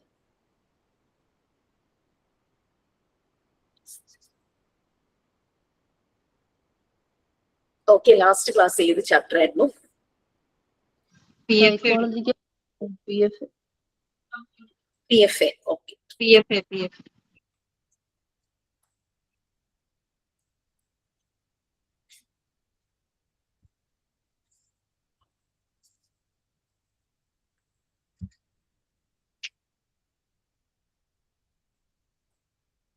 PFA നമ്മൾ എവിടെ വരെ പറഞ്ഞു? ഒരു ഡൗട്ട് കൂടെ മിസ്സേ, ബീഡ്സ് ചെയർന്ന് ഇതേ നമ്മുടെ ഈ അപ്പാരറ്റസിന്റെ റെക്കോർഡ് എഴുതാൻ കൊടുത്തിട്ടുണ്ട്. പക്ഷെ ബീഡ് സ്ട്രിങ്സിന്റെ ഫോട്ടോ മിച്ചം വരുന്നുണ്ട്. അത് ബീഡ് ചെയറിന്റെ അവിടെ ബീഡ് സ്ട്രിങ്ങിന്റെ പിക്ചർ ആണ് ഒട്ടിക്കേണ്ടത്. ബീഡ് ചെയറിന്റെ ഫോട്ടോ നിങ്ങൾക്ക് കിട്ടിയിട്ടില്ല? ഇല്ല മിസ്സേ. പോലത്തെ മാം, അതായത് ഓരോന്ന് ജോയിൻ ചെയ്തിട്ട് 1 2 3 അങ്ങനെ സെപ്പറേറ്റ് ആയിട്ടുള്ള സ്റ്റെയർ പോലെയുള്ളതില്ല. അതെ, അതുണ്ടോ? അത് രണ്ടും ഒരുപോലെ ഉള്ളതാണ്. നമ്മളിപ്പോ കോണ് പോലെ സ്റ്റെയർ പോലെ ആക്കിയിട്ടുണ്ടാവില്ലേ, ആ ഫോട്ടോ ഇല്ല. അതില്ല. ഓക്കെ. അത് നമുക്കുണ്ട് കേട്ടോ. ബീഡ് സ്റ്റെയർ ശരിക്കും നമുക്കുണ്ട്. അതായത് സ്റ്റെയർ പോലെ ഇങ്ങനെ ഇരിക്കും. ഇപ്പൊ ഷൈമ പറഞ്ഞ പോലെ 1 മോളില് 1 2 3 4 5 അങ്ങനെ പറഞ്ഞിട്ടുണ്ട്. ഒട്ടിച്ചു കഴിഞ്ഞോ? ഇത് പിക്ചർ പ്രിന്റ് എടുത്ത് വെച്ചേക്കണതാണോ? ഇത് ബീഡ് സ്ട്രിങ്. അതിന്റെ മുകളില് ഡെസിമൽ യൂണിറ്റ്സ് അല്ലേ ബീഡ്സിന്റെ? വലുതായിട്ട് കാണുന്നില്ല. ഇതാ കാണിക്കുന്ന ബീഡ് സ്റ്റെയറിനുള്ള ബീഡ് സ്ട്രിങ് മാത്രമേ കാണിക്കുന്നത്, അതുകൊണ്ട് ചോദിച്ചേ. അത് ഒരു പിക്ചറും കൂടെ എടുത്തിട്ട് അയച്ചു തരാനായിട്ട് പറയാം. ഓക്കെ ഫ്രണ്ട്സ്, സോ നമ്മൾ PFA ആണ് എടുത്തുകൊണ്ടിരുന്നത്. PFA 7 തീംസ് കഴിഞ്ഞു. അത് കഴിഞ്ഞു. 7 തീംസ് കഴിഞ്ഞു. സൈക്കോളജിക്കൽ ഫസ്റ്റ് എയ്ഡ് എന്ന് പറയുന്നത് നമ്മളൊരു സപ്പോർട്ട് കൊടുക്കുന്ന കാര്യമാണ്. അല്ലാണ്ട് ഇതൊരു ട്രീറ്റ്മെന്റോ ഡയഗ്നോസ് ചെയ്യോ ഒരു പ്രൊഫഷണൽ ജോബൊന്നും അല്ല. നല്ല എംപത്തറ്റിക് ആയിട്ടുള്ള, മറ്റുള്ളവരെ കേൾക്കാൻ മനസ്സുള്ള, വളരെ പേഷ്യന്റ് ഉള്ള, കാം ആയിട്ടുള്ള ആളുകൾക്ക് പറ്റുന്ന പണിയാണിത്. അല്ലാത്തവർക്ക് ഇത് പറ്റില്ല. അതായത് വേറൊരാളെ നമ്മൾ കുറ്റപ്പെടുത്താനോ ജഡ്ജ് ചെയ്യാനോ പോകുന്ന രീതിയിലുള്ള ഒരു ആറ്റിറ്റ്യൂഡ് നമുക്കുണ്ടെങ്കിൽ ഒരിക്കലും ചെയ്യരുത്. ഇതൊരു ട്രീറ്റ്മെന്റ് അല്ല, കൗൺസിലിംഗ് അല്ല, ഡയഗ്നോസിംഗ് അല്ല, ഒരു പ്രൊഫഷണൽ ജോബും അല്ല. അതുപോലെ തന്നെ ആളുകളുടെ ഡീറ്റെയിൽസ് കളക്ട് ചെയ്ത് നമ്മൾ കേസ് സ്റ്റഡിക്ക് പോകുന്ന കാര്യവുമല്ല. നമ്മളിത് അവരെ സപ്പോർട്ട് ചെയ്യാൻ വേണ്ടി ചെയ്യുന്ന ഒരു കാര്യമാണ്. അപ്പൊ 7 ടീംസ് എല്ലാം നമ്മൾ പറഞ്ഞു. നമുക്ക് ലോങ് ടേം റിക്കവറിക്ക് ഹെൽപ്ഫുൾ ആയിട്ടുള്ള മാം സ്പെഷ്യൽ അറ്റൻഷൻ എന്നാണ് അത് മുതൽ എടുക്കണത്. People who need special attention and support. Okay long term recovery ഒക്കെ കഴിഞ്ഞോ? ആ okay. So special attention and support അത് ആവശ്യമുള്ള ആളുകൾ റിസ്ക് പോപ്പുലേഷനിൽ വരുന്നത്. പലപ്പോഴും ആളുകൾക്ക് എന്തെങ്കിലും അപകടങ്ങൾ സംഭവിക്കുമ്പോൾ ലൈഫ് ത്രെട്ടനിങ് ഇഞ്ചുറീസ് ഉണ്ടാകും അല്ലെ. അതായത് എമർജൻസി കെയർ ആവശ്യമുള്ള ആൾക്കാർ, അവർക്ക് ഭയങ്കര പേടിയായിരിക്കും. ചിലപ്പോൾ ഭയങ്കര പേടി, ആൻസൈറ്റി എല്ലാം കൂടെ വന്നിട്ട് വല്ലാതെ ടെൻസ്ഡ് ആയിട്ടിരിക്കുന്ന ആളുകൾ ഉണ്ടായിരിക്കും. അപ്പൊ അവർക്ക് നമ്മൾക്ക് സപ്പോർട്ട് കൊടുക്കേണ്ടതായിട്ട് വരും. അവരെ ആ ഒരു മെന്റലി അവരെ സപ്പോർട്ട് കൊടുക്കേണ്ടതായിട്ട് വരും അങ്ങനെയുള്ളവർക്ക്. പിന്നെ ചില ആളുകൾ എന്തെങ്കിലും ഒരു ഷോക്കിംഗ് ആയിട്ടുള്ള ഒരു ഇൻസിഡന്റ് അവരുടെ ലൈഫിൽ നടന്നു കഴിഞ്ഞാൽ അവർക്ക് അവരുടെ കാര്യങ്ങൾ ചെയ്യാനോ അല്ലെങ്കിൽ കൊച്ചു കുട്ടികളുടെ അമ്മമാരാണെങ്കിൽ ആ കുട്ടികളെ നോക്കാനോ പറ്റാത്ത രീതിയിൽ വരും. അവർക്കും PFA ആവശ്യമാണ്. ഞാനിങ്ങനെ പലപ്പോഴും ആളുകളെ ഇങ്ങനെ കേൾക്കുന്ന അവർക്കറിയാവുന്നതുകൊണ്ട് എന്നെ അറിയാവുന്ന ഒരു മേഡം ഒരു ദിവസം എന്നോട് പറഞ്ഞു, അവരുടെ വീടിനടുത്തൊരു കുട്ടി ഒന്ന് വരണം. അതിന്റെ അവസ്ഥ എന്ന് പറഞ്ഞു കഴിഞ്ഞാൽ ഹസ്ബൻഡ് ഇവിടെയായിരുന്നു, ആർമിയിലായിരുന്നു. ഹസ്ബൻഡ് നാട്ടിലെ ലീവിൽ വന്ന് പോകുമ്പോൾ കുറെ നാളുണ്ടായിരുന്നു. പോകാൻ നിർത്തി, കുട്ടി പ്രഗ്നന്റ് ആയിരുന്നു. അങ്ങനെ ഹസ്ബൻഡ് പോയി. ഹസ്ബൻഡ് അവിടുത്തെ എന്തോ ഒരു ആർമിയിലാണല്ലോ, ഹസ്ബൻഡ് യുദ്ധത്തിലെങ്ങാണ്ട് മരിച്ചു. ഈ കുട്ടി ഫുൾ ടേം ആയിരിക്കുക, ഡെലിവറി ആകാറായ സമയമായിരുന്നു. അപ്പോഴേക്കും ഇത് ഭയങ്കര ഷോക്കിലായി. ഹസ്ബൻഡ് മരിച്ചു കഴിഞ്ഞപ്പോൾ മിണ്ടാട്ടം ഇല്ലാതായി, ഭയങ്കര മൂടി, അങ്ങനെയൊക്കെ. അങ്ങനെ ഇത് പ്രസവിച്ച് കുട്ടിയെ ഇത് നോക്കിയേയില്ല. ആ ഒരു കാറ്റഗറി ഇപ്പൊ പറഞ്ഞത് സ്വന്തം കാര്യങ്ങളും മര്യാദയ്ക്ക് നോക്കില്ല, കുട്ടിയെ നോക്കില്ല. അതിന്റെ അമ്മയ്ക്ക് ദേഷ്യം വന്നു, ഭയങ്കരമായിട്ട് വഴക്ക് പറയണു, അങ്ങനെയൊക്കെ. പക്ഷെ ഇതിങ്ങനെ മിണ്ടുകയില്ല, കുട്ടിയെ നോക്കൂല്ല, ഇങ്ങനെ ഇരിക്കണു. ഒന്ന് വരാമോ എന്ന് എന്നോട് ചോദിച്ചു. ഞാൻ പറഞ്ഞു ഞാൻ വരാം. പറയുമ്പോ വന്നാ മതി എന്ന് പറഞ്ഞു. എനിക്ക് വീട് സ്ഥലമൊന്നും അറിയില്ല, ഇവര് കൊണ്ടുപോകണം, അല്ലെങ്കിൽ ഇവര് പറഞ്ഞു തരണം അഡ്രസ്. ഈ സംസാരിച്ച് ഞാൻ അവരോട് പറഞ്ഞു വൈകിക്കരുത് കേട്ടോ എന്ന് ഞാൻ പറഞ്ഞു. എത്രയും പെട്ടെന്ന് ചെയ്യേണ്ടതാണ്, വൈകിക്കരുത് എന്ന് ഞാൻ അവരോട് പറഞ്ഞു. ഞങ്ങള് സംസാരിച്ച് പിറ്റേ ദിവസം കാണുമ്പോ പറയാ കുട്ടി സൂസൈഡ് ചെയ്തു. അതാണ് കറക്റ്റ് ടൈമിൽ അവിടെ ഒരു ഇന്റർവെൻഷൻ നടന്നില്ല. ആ കുട്ടി ഭയങ്കര ഡിപ്രഷനിലേക്ക് പോവുമായിരുന്നു. ആ കുട്ടി സൂസൈഡ് ചെയ്തു. ഹസ്ബൻഡ് മരിച്ച വിഷമം അതിന് താങ്ങാൻ പറ്റിയില്ല, അത് മെന്റലി ഡൗൺ ആയി. പ്രഗ്നന്റും ആയിരുന്നല്ലോ. അതാണ് അതുകൊണ്ട് അങ്ങനെ കൂടുതൽ അപ്സെറ്റ് ആയി അവരെ തന്നെ നോക്കാനും കുട്ടികളെ നോക്കാനും പറ്റാത്ത രീതിയിൽ വരുന്നവരെ നമുക്ക് PFA പ്രൊവൈഡ് ചെയ്യേണ്ടതായിട്ട് വരും. ചില ആളുകൾ സെൽഫ് ഹാം എന്ന് പറയാറില്ലേ, suicide tendency, people at risk of self harm. ചില ആളുകൾ ഈ സൂയിസൈഡ് ടെൻഡൻസി ഉള്ള ആളുകൾ ഉണ്ടായിരിക്കും, അവർക്കും PFA ആവശ്യമാണ്. പിന്നെ ചിലര് മറ്റുള്ളവരെ ഹാം ചെയ്യുന്നവരുണ്ടാവും, മറ്റുള്ളവരെ ഉപദ്രവിക്കുന്ന രീതിയിൽ വയലന്റ് നേച്ചർ കാണിക്കുന്ന ആൾക്കാർ. അതും എന്തെങ്കിലും ഒരു പ്രോബ്ലം കൊണ്ടായിരിക്കും അവരങ്ങനെ ഒരു മറ്റുള്ളവരെ ഉപദ്രവിക്കുന്ന രീതിയിൽ. ചിലപ്പോൾ എന്തെങ്കിലും സൈക്കോട്ടിക് പ്രോബ്ലം ഒക്കെ ആയിരിക്കും. അതൊന്നും നമുക്ക് ചെയ്യാൻ പറ്റില്ല കേട്ടോ. നമുക്ക് അവരെ പറയാം, നിങ്ങൾ വേറെ പ്രൊഫഷണൽ ആയിട്ട് ഏതെങ്കിലും സൈക്കോളജിസ്റ്റിനെയോ ആരെങ്കിലും കാണുന്നത് നന്നായിരിക്കും എന്ന് പറയാം. അല്ലാതെ നമുക്ക് അവിടെ ട്രീറ്റ്മെന്റ് ഒന്നും അല്ലല്ലോ നമ്മൾ ചെയ്യുന്നത്. പിന്നെ ഇതുപോലെ ട്രീറ്റ്മെന്റ് ചെയ്യുന്നവർക്ക് എന്ന് വെച്ചാൽ ലിമിറ്റഡ് ഒരു ഡോക്ടറെ പോയി കാണുന്നു, ട്രീറ്റ്മെന്റ് എടുക്കുന്നു, അവർ തിരിച്ചു വരുന്നു. അപ്പൊ ഡോക്ടറെ പോയി കണ്ട് ഡോക്ടറോട് സംസാരിക്കുന്ന സമയത്തൊക്കെ അവർക്ക് വലിയ കുഴപ്പമുണ്ടാവില്ലായിരിക്കും. തിരിച്ച് പോരുമ്പോഴേക്കും ഇവർ ബാക്ക് ടു പഴയ കാര്യങ്ങളിലേക്ക് തന്നെ പോകും, വീണ്ടും മൂടിയാകും. അങ്ങനെ നമുക്ക് അവരെ സപ്പോർട്ട് ചെയ്യാം. ഇതുപോലെ ട്രീറ്റ്മെന്റ് എടുക്കുന്നവർക്ക് നമുക്ക് PFA പ്രൊവൈഡ് ചെയ്യാം. പിന്നെ കുട്ടികളും അതുപോലെ തന്നെ അഡോളസൻസ്, ആ ഒരു ഏജിലുള്ള കുട്ടികൾ, ഇതുപോലെ അച്ഛനമ്മമാരിൽ നിന്ന് സെപ്പറേറ്റഡ് ആയിട്ടുള്ളവര്, ഒരുപക്ഷെ അച്ഛനമ്മമാരെ നഷ്ടപ്പെട്ടവരായിരിക്കാം, മരിച്ചുപോയി അങ്ങനെ ആയിരിക്കാം, അല്ലെങ്കിൽ ഈ ഡിവോഴ്സായി ബ്രോക്കൺ ഫാമിലീസ് ഉണ്ടല്ലോ, അങ്ങനെയുള്ള കുട്ടികൾ, അഡോളസന്റ് ഗ്രൂപ്പ്, അവർക്കൊക്കെ ഇതുപോലുള്ള സപ്പോർട്ട് ആവശ്യമാണ്. ചില കുട്ടികൾ ഒന്നുമില്ലെങ്കിൽ അമ്മയുടെ കൂടെ ആയിരിക്കാം, അല്ലെങ്കിൽ അച്ഛന്റെ കൂടെ ആയിരിക്കാം. ചിലർ ഇവരുടെ രണ്ടുപേരുടെയും കൂടെ ആയിരിക്കില്ല, ഏതെങ്കിലും റിലേറ്റീവിന്റെ കൂടെ ആയിരിക്കാം. ഞാൻ ഈ ഒരു അഡോളസന്റ് ഗ്രൂപ്പിൽ ഒരു ഇന്റർവെൻഷൻ നടത്തുന്നതിൽ ഞാൻ കണ്ട മിക്ക ബ്രോക്കൺ ഫാമിലിയുടെ അവസ്ഥ അങ്ങനെയായിരുന്നു. അതായത് അച്ഛനും അമ്മയും ഡിവോഴ്സ് ആകും, ഇവര് രണ്ടുപേരും വേറെ കല്യാണം കഴിക്കും. അപ്പൊ എന്താ ഉണ്ടാവുകയെന്ന് വെച്ചാല് കുട്ടിയെ കൂടെ നിർത്താൻ പറ്റില്ല, അപ്പൊ ഇവര് ബന്ധുക്കളുടെ വീട്ടിൽ കുട്ടിയാകും. അങ്ങനെ അനുഭവിക്കുന്ന കുട്ടികളുണ്ടായിരുന്നു, ഈ കൗമാര പ്രായക്കാരായ കുട്ടികളെ. അവരുടെ പ്രശ്നങ്ങൾ വളരെ വലുതായിരുന്നു കേട്ടോ ശരിക്കും പറഞ്ഞു കഴിഞ്ഞാൽ. എനിക്ക് തോന്നുന്നു അച്ഛനെയും അമ്മയും നഷ്ടപ്പെട്ട കുട്ടികളെ നമുക്ക് മാനേജ് ചെയ്യാൻ പറ്റും പിന്നെ. പക്ഷെ ഇങ്ങനെ ബ്രോക്കൺ ഫാമിലീസിലെ കുട്ടികളാണ് ഏറ്റവും കൂടുതൽ സ്ട്രഗിൾ ചെയ്യാൻ പറ്റിയിട്ടുള്ളത്. മറ്റുള്ളവരെ വെച്ച് മറ്റൊരു സ്ട്രഗിൾ ചെയ്യാണ്, അവർക്ക് ഇല്ല, നഷ്ടമാണ്, തീരാ നഷ്ടമാണ്. പക്ഷെ ഇവർക്ക് ഉണ്ടായിട്ടും ഇവർ ഒത്തിരി സ്ട്രഗിൾ ചെയ്യുന്നു. അത് കുഞ്ഞു മക്കളിലല്ല, ഈ അഡോളസന്റ് ഗ്രൂപ്പിനെയാണ് ഭയങ്കരമായിട്ട് ബാധിച്ചത്. കാരണം അച്ഛനും അമ്മയും ഉണ്ടായിട്ട് കാരണം അവര് കാര്യങ്ങൾ തിരിച്ചറിയുന്ന പ്രായമാണല്ലോ അഡോളസന്റ് ഗ്രൂപ്പ്. അങ്ങനെ പ്രശ്നം ഉണ്ടാവും കുട്ടികൾക്ക്. ചിലപ്പോ അവര് നിൽക്കുന്ന വീടുകളില് നല്ലൊരു അറ്റ്മോസ്ഫിയർ ആയിരിക്കില്ല, അവിടെ അവർക്ക് പല രീതിയിലുള്ള അബ്യൂസും എക്സ്പ്ലോയിറ്റേഷനും ഒക്കെ നടക്കുന്നുണ്ടാവും. അവരെ കൊണ്ട് ചിലപ്പോൾ അവിടെ പണിയെടുപ്പിക്കുന്നുണ്ടാവും, അല്ലാത്ത രീതിയിൽ അവരെ എക്സ്പ്ലോയിറ്റ് ചെയ്യുന്നുണ്ടാവും. അങ്ങനെ ഇങ്ങനെയൊക്കെ പല പ്രശ്നങ്ങളും അവിടെ വരാം. അവരുടെ നീഡ്സ് ഫുൾഫിൽ ചെയ്യാനായിട്ട് അവിടെ ഒരാളുണ്ടാവില്ല. അങ്ങനെയൊക്കെ വരുമ്പോഴേക്കും അവർ വല്ലാത്തൊരു പ്രയാസത്തിലൂടെ കടന്നു പോകും. പിന്നെ പലപ്പോഴും ഹെൽത്ത് കണ്ടീഷൻസ് മോശമാകുന്നവര്, ചില ആളുകളില്ലേ ഇങ്ങനെ എന്തെങ്കിലും അസുഖം വരുമ്പോഴേക്കും അവർ ഭയങ്കരമായിട്ട് ഡൗൺ ആയി, എനിക്കിത് വന്നല്ലോ, ആ ടൈപ്പ് ഓഫ് ഒരു ഇത് ആ ഒരു രീതിയിൽ ഡൗൺ ആയി.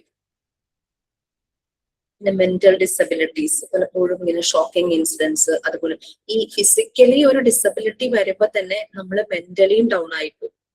അപ്പൊ അതും ഒരു പ്രശ്നം തന്നെയാണ്. നിങ്ങളോട് പറഞ്ഞോന്ന് എനിക്കറിയില്ല, ഞാനൊരു പറവൂർ ടൗണിൽ പോകുമ്പോൾ സ്ഥിരം പഴം വാങ്ങുന്നൊരു പഴക്കച്ചവടക്കാരനുണ്ടായിരുന്നു, പറഞ്ഞിരുന്നോ? പറഞ്ഞിരുന്നു. അല്ലെ, അയാള് ശരിക്കും വളരെ പ്ലീസിങ് ആയിട്ടുള്ള ഒരു വ്യക്തിയായിരുന്നു. എപ്പോ കണ്ടാലും കുറേ വിശേഷങ്ങൾ പറഞ്ഞ് സംസാരിക്കും, നമുക്ക് മടുപ്പ് തോന്നില്ല. അങ്ങനെ എല്ലാരോടും അങ്ങനെ തന്നെയാണ് കേട്ടോ. ആ വഴിയെ പോകുന്ന എല്ലാരോടും സംസാരിക്കും. അതുപോലത്തെ ഒരു മനുഷ്യനായിരുന്നു. അയാളിങ്ങനെ സൂസൈഡ് ചെയ്യുന്ന, നമുക്കിപ്പോ നോർമൽ ഡെത്ത് നമ്മള് പിന്നെയും ആക്സെപ്റ്റ് ചെയ്യായിരിക്കും, പക്ഷെ സൂസൈഡ് ചെയ്യുന്നു എന്ന് പറയുമ്പോൾ നമുക്കത് അങ്ങോട്ട് ഉൾക്കൊള്ളാൻ ഭയങ്കര പാടായിരുന്നു. അയാൾക്ക് അങ്ങനെ ഒരു അസുഖം ഡയഗ്നോസ് ചെയ്തിട്ടാണ് അയാൾ അങ്ങനെ ചെയ്തത്. പിന്നെ പ്രായമായ ആൾക്കാര് ഏറ്റവും ഡെസ്പെയറിലേക്ക് പോകുന്ന ഒരു സ്റ്റേജാണ് കേട്ടോ. അത് ഈ പ്രായമായ ആൾക്കാർ നമുക്കറിയാം, അവരുടെ നല്ല പ്രായത്തില് നല്ല രീതിയിലൊക്കെ ഇങ്ങനെ ജീവിച്ച് ഫാമിലി നല്ല ഹാപ്പി ആയിട്ട് പോവുകയാണെങ്കിൽ അങ്ങനെയുള്ളവർക്ക് പ്രശ്നമില്ല. അതേസമയം ഞാൻ ഇത്രയും കാലം ജീവിച്ചിട്ട് ഒന്നും ഉണ്ടാക്കിയില്ലല്ലോ, അല്ലെങ്കിൽ ആരും ഇല്ലല്ലോ എനിക്ക്, അങ്ങനെ രീതിയിലൊക്കെ പോകുന്ന ആളുകളുണ്ട്. അവർക്കും ഇതുപോലെ PFA ആവശ്യമാണ്. ചിലപ്പോൾ പ്രായമാകുമ്പോൾ അസുഖങ്ങൾ അവരെ വല്ലാതെ ബുദ്ധിമുട്ടും, ഒരാളുടെ സഹായം ഇല്ലാണ്ട് ഓരോ കാര്യങ്ങൾ ചെയ്യാൻ പറ്റാതെ വരും. അങ്ങനെ ഇങ്ങനെയൊക്കെ വരുമ്പോഴേക്കും അതൊക്കെ അവർക്ക് മെന്റലി ഭയങ്കര ഒരു ബുദ്ധിമുട്ടായിരിക്കും. അവര് നല്ലൊരു സേഫ് പ്ലേസിലേക്ക്, പിന്നെ അബ്യൂസിന് ഇരയാകുന്നവരെ അവരെ അതിൽ നിന്നും പ്രൊട്ടക്ട് ചെയ്യണം. പിന്നെ അവർക്ക് മെഡിക്കൽ കെയർ വേണ്ടതാണെങ്കിൽ മെഡിക്കൽ കെയർ കിട്ടാനുള്ള എല്ലാ സൗകര്യങ്ങളും നമ്മൾ ചെയ്തു കൊടുക്കണം. അതർ സർവീസസോ വേറെ ഏതെങ്കിലും രീതിയിലുള്ള സപ്പോർട്ട്, PFA ചെയ്യുന്നത് അതാണല്ലോ, നമ്മൾ അവരെ കണക്ട് ചെയ്ത് കൊടുക്കുന്നു സപ്പോർട്ടിലേക്ക്. അല്ലാതെ നമ്മൾ കയ്യിൽ നിന്ന് കാശെടുത്ത് കൊടുക്കുക എന്നുള്ളതല്ല PFAയില്. കാരണം അവർക്ക് ലോങ് ടേമിൽ ആ സപ്പോർട്ട് കിട്ടണം. അപ്പൊ അതിലേക്ക് അവരെ കണക്ട് ചെയ്ത് കൊടുക്കുക.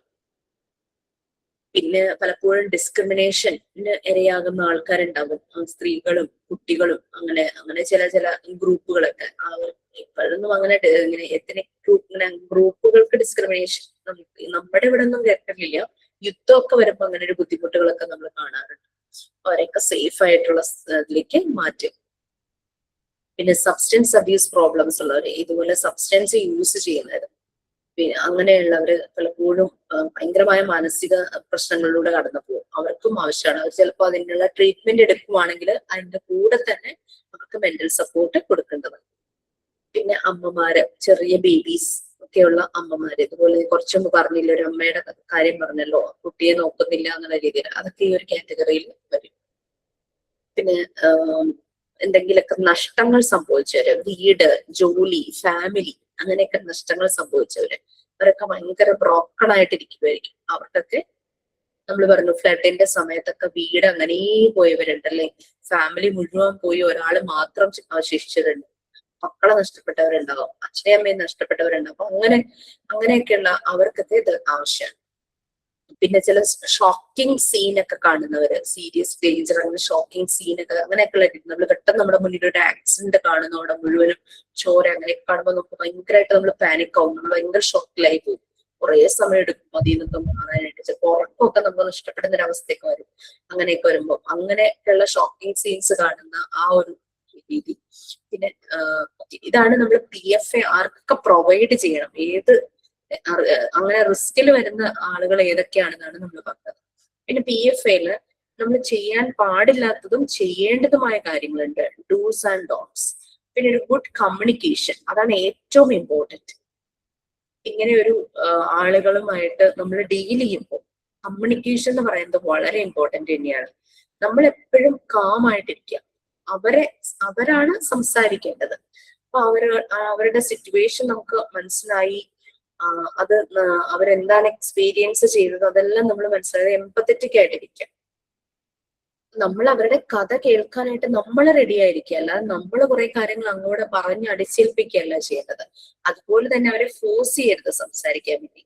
ചില സമയത്ത് ചില ആളുകൾ വന്നു കഴിഞ്ഞാൽ ഇങ്ങനെ സംസാരിക്കുകയില്ല, ഇങ്ങനെ മിണ്ടാതിരിക്കും. അപ്പൊ നമ്മളിങ്ങനെ ക്ഷമയോടെ കാത്തിരിക്കും, ചിലപ്പോൾ അരമണിക്കൂർ ഒക്കെ ഇങ്ങനെ മിണ്ടാതെ ഇങ്ങനെ ഇരിക്കും. നമ്മൾ ഇടയ്ക്ക് അതിനെ ബ്രേക്ക് ചെയ്യാനായിട്ട് നമ്മൾ വെള്ളം വേണോ അങ്ങനെയൊക്കെ നമ്മൾ ചോദിക്കുമ്പോൾ ചിലര് തുടങ്ങും അങ്ങനെ ചോദിക്കും, ഞാൻ ഇവിടെ തന്നെ ഉണ്ട്, നിങ്ങൾക്ക് വെള്ളം വല്ലതും വേണോ, എന്റെ പേര് ഇതാണെന്നൊക്കെ പറഞ്ഞ് നമ്മളിങ്ങനെ പറയുമ്പോഴേക്കും അവർ പിന്നെ പതുക്കെ സംസാരിക്കാനായിട്ട് തുടങ്ങും. അങ്ങനെ അവരെ സംസാരിക്കണം, പക്ഷെ ഫോഴ്സ് ചെയ്ത് സംസാരിക്കരുത്. നമ്മൾ അവരോട് സംസാരിക്കുമ്പോൾ ടെക്നിക്കൽ ആയിട്ടുള്ള ടേംസ് ഒന്നും യൂസ് ചെയ്യരുത്. നമ്മൾ വളരെ സിമ്പിൾ ആയിട്ട് ഉള്ള ലാംഗ്വേജ് ഉപയോഗിക്കുക, നല്ല പോലെ കമ്മ്യൂണിക്കേറ്റ് ചെയ്യുക. പിന്നെ നമ്മുടെ ബോഡി ലാംഗ്വേജും അപ്രോപ്രിയേറ്റ് ആയിരിക്കണം. നമുക്കൊരു താല്പര്യം ഇല്ലാത്ത പോലെ ഇടയ്ക്കിടയ്ക്ക് വാച്ചിൽ നോക്കുക, ഇടയ്ക്ക് മൊബൈലിൽ എടുത്ത് നോക്കുക, അങ്ങനെയുള്ള കാര്യങ്ങളൊന്നും ചെയ്യാതിരിക്കും. പിന്നെ അവരുടെ കൾച്ചർ, ഏജ്, ജെൻഡർ, സ്ത്രീയോ പുരുഷനോ ആകും. പിന്നെ അവർ പല political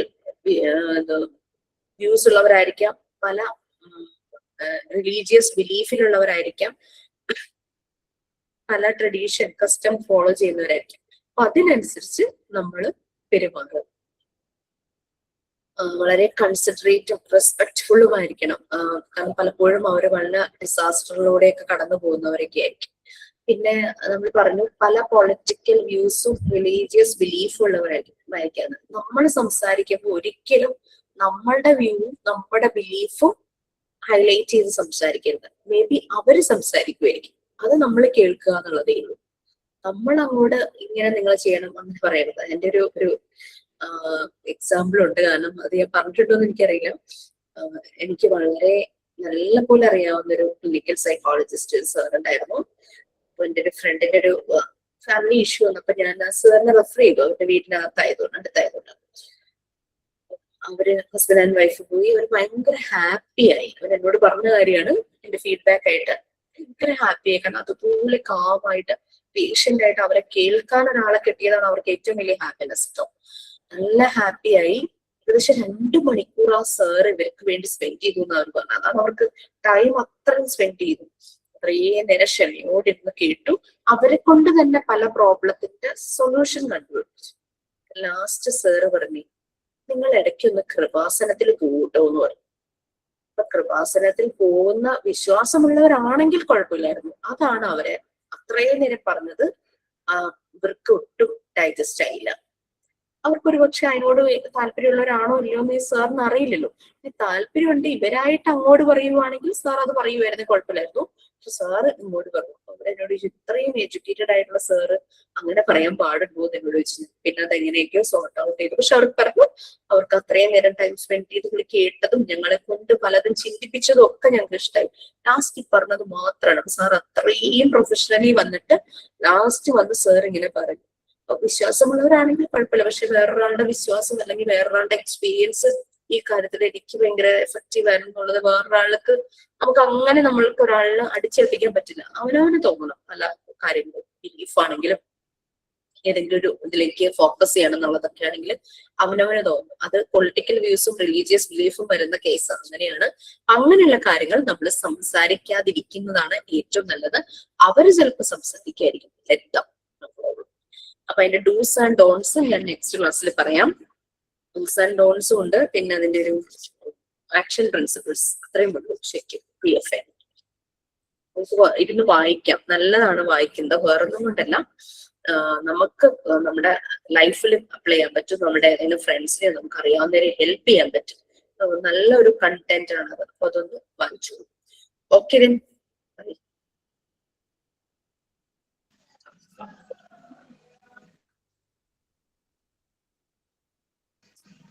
Thank you, ma'am. Thank you all. Right. Thank you, ma'am.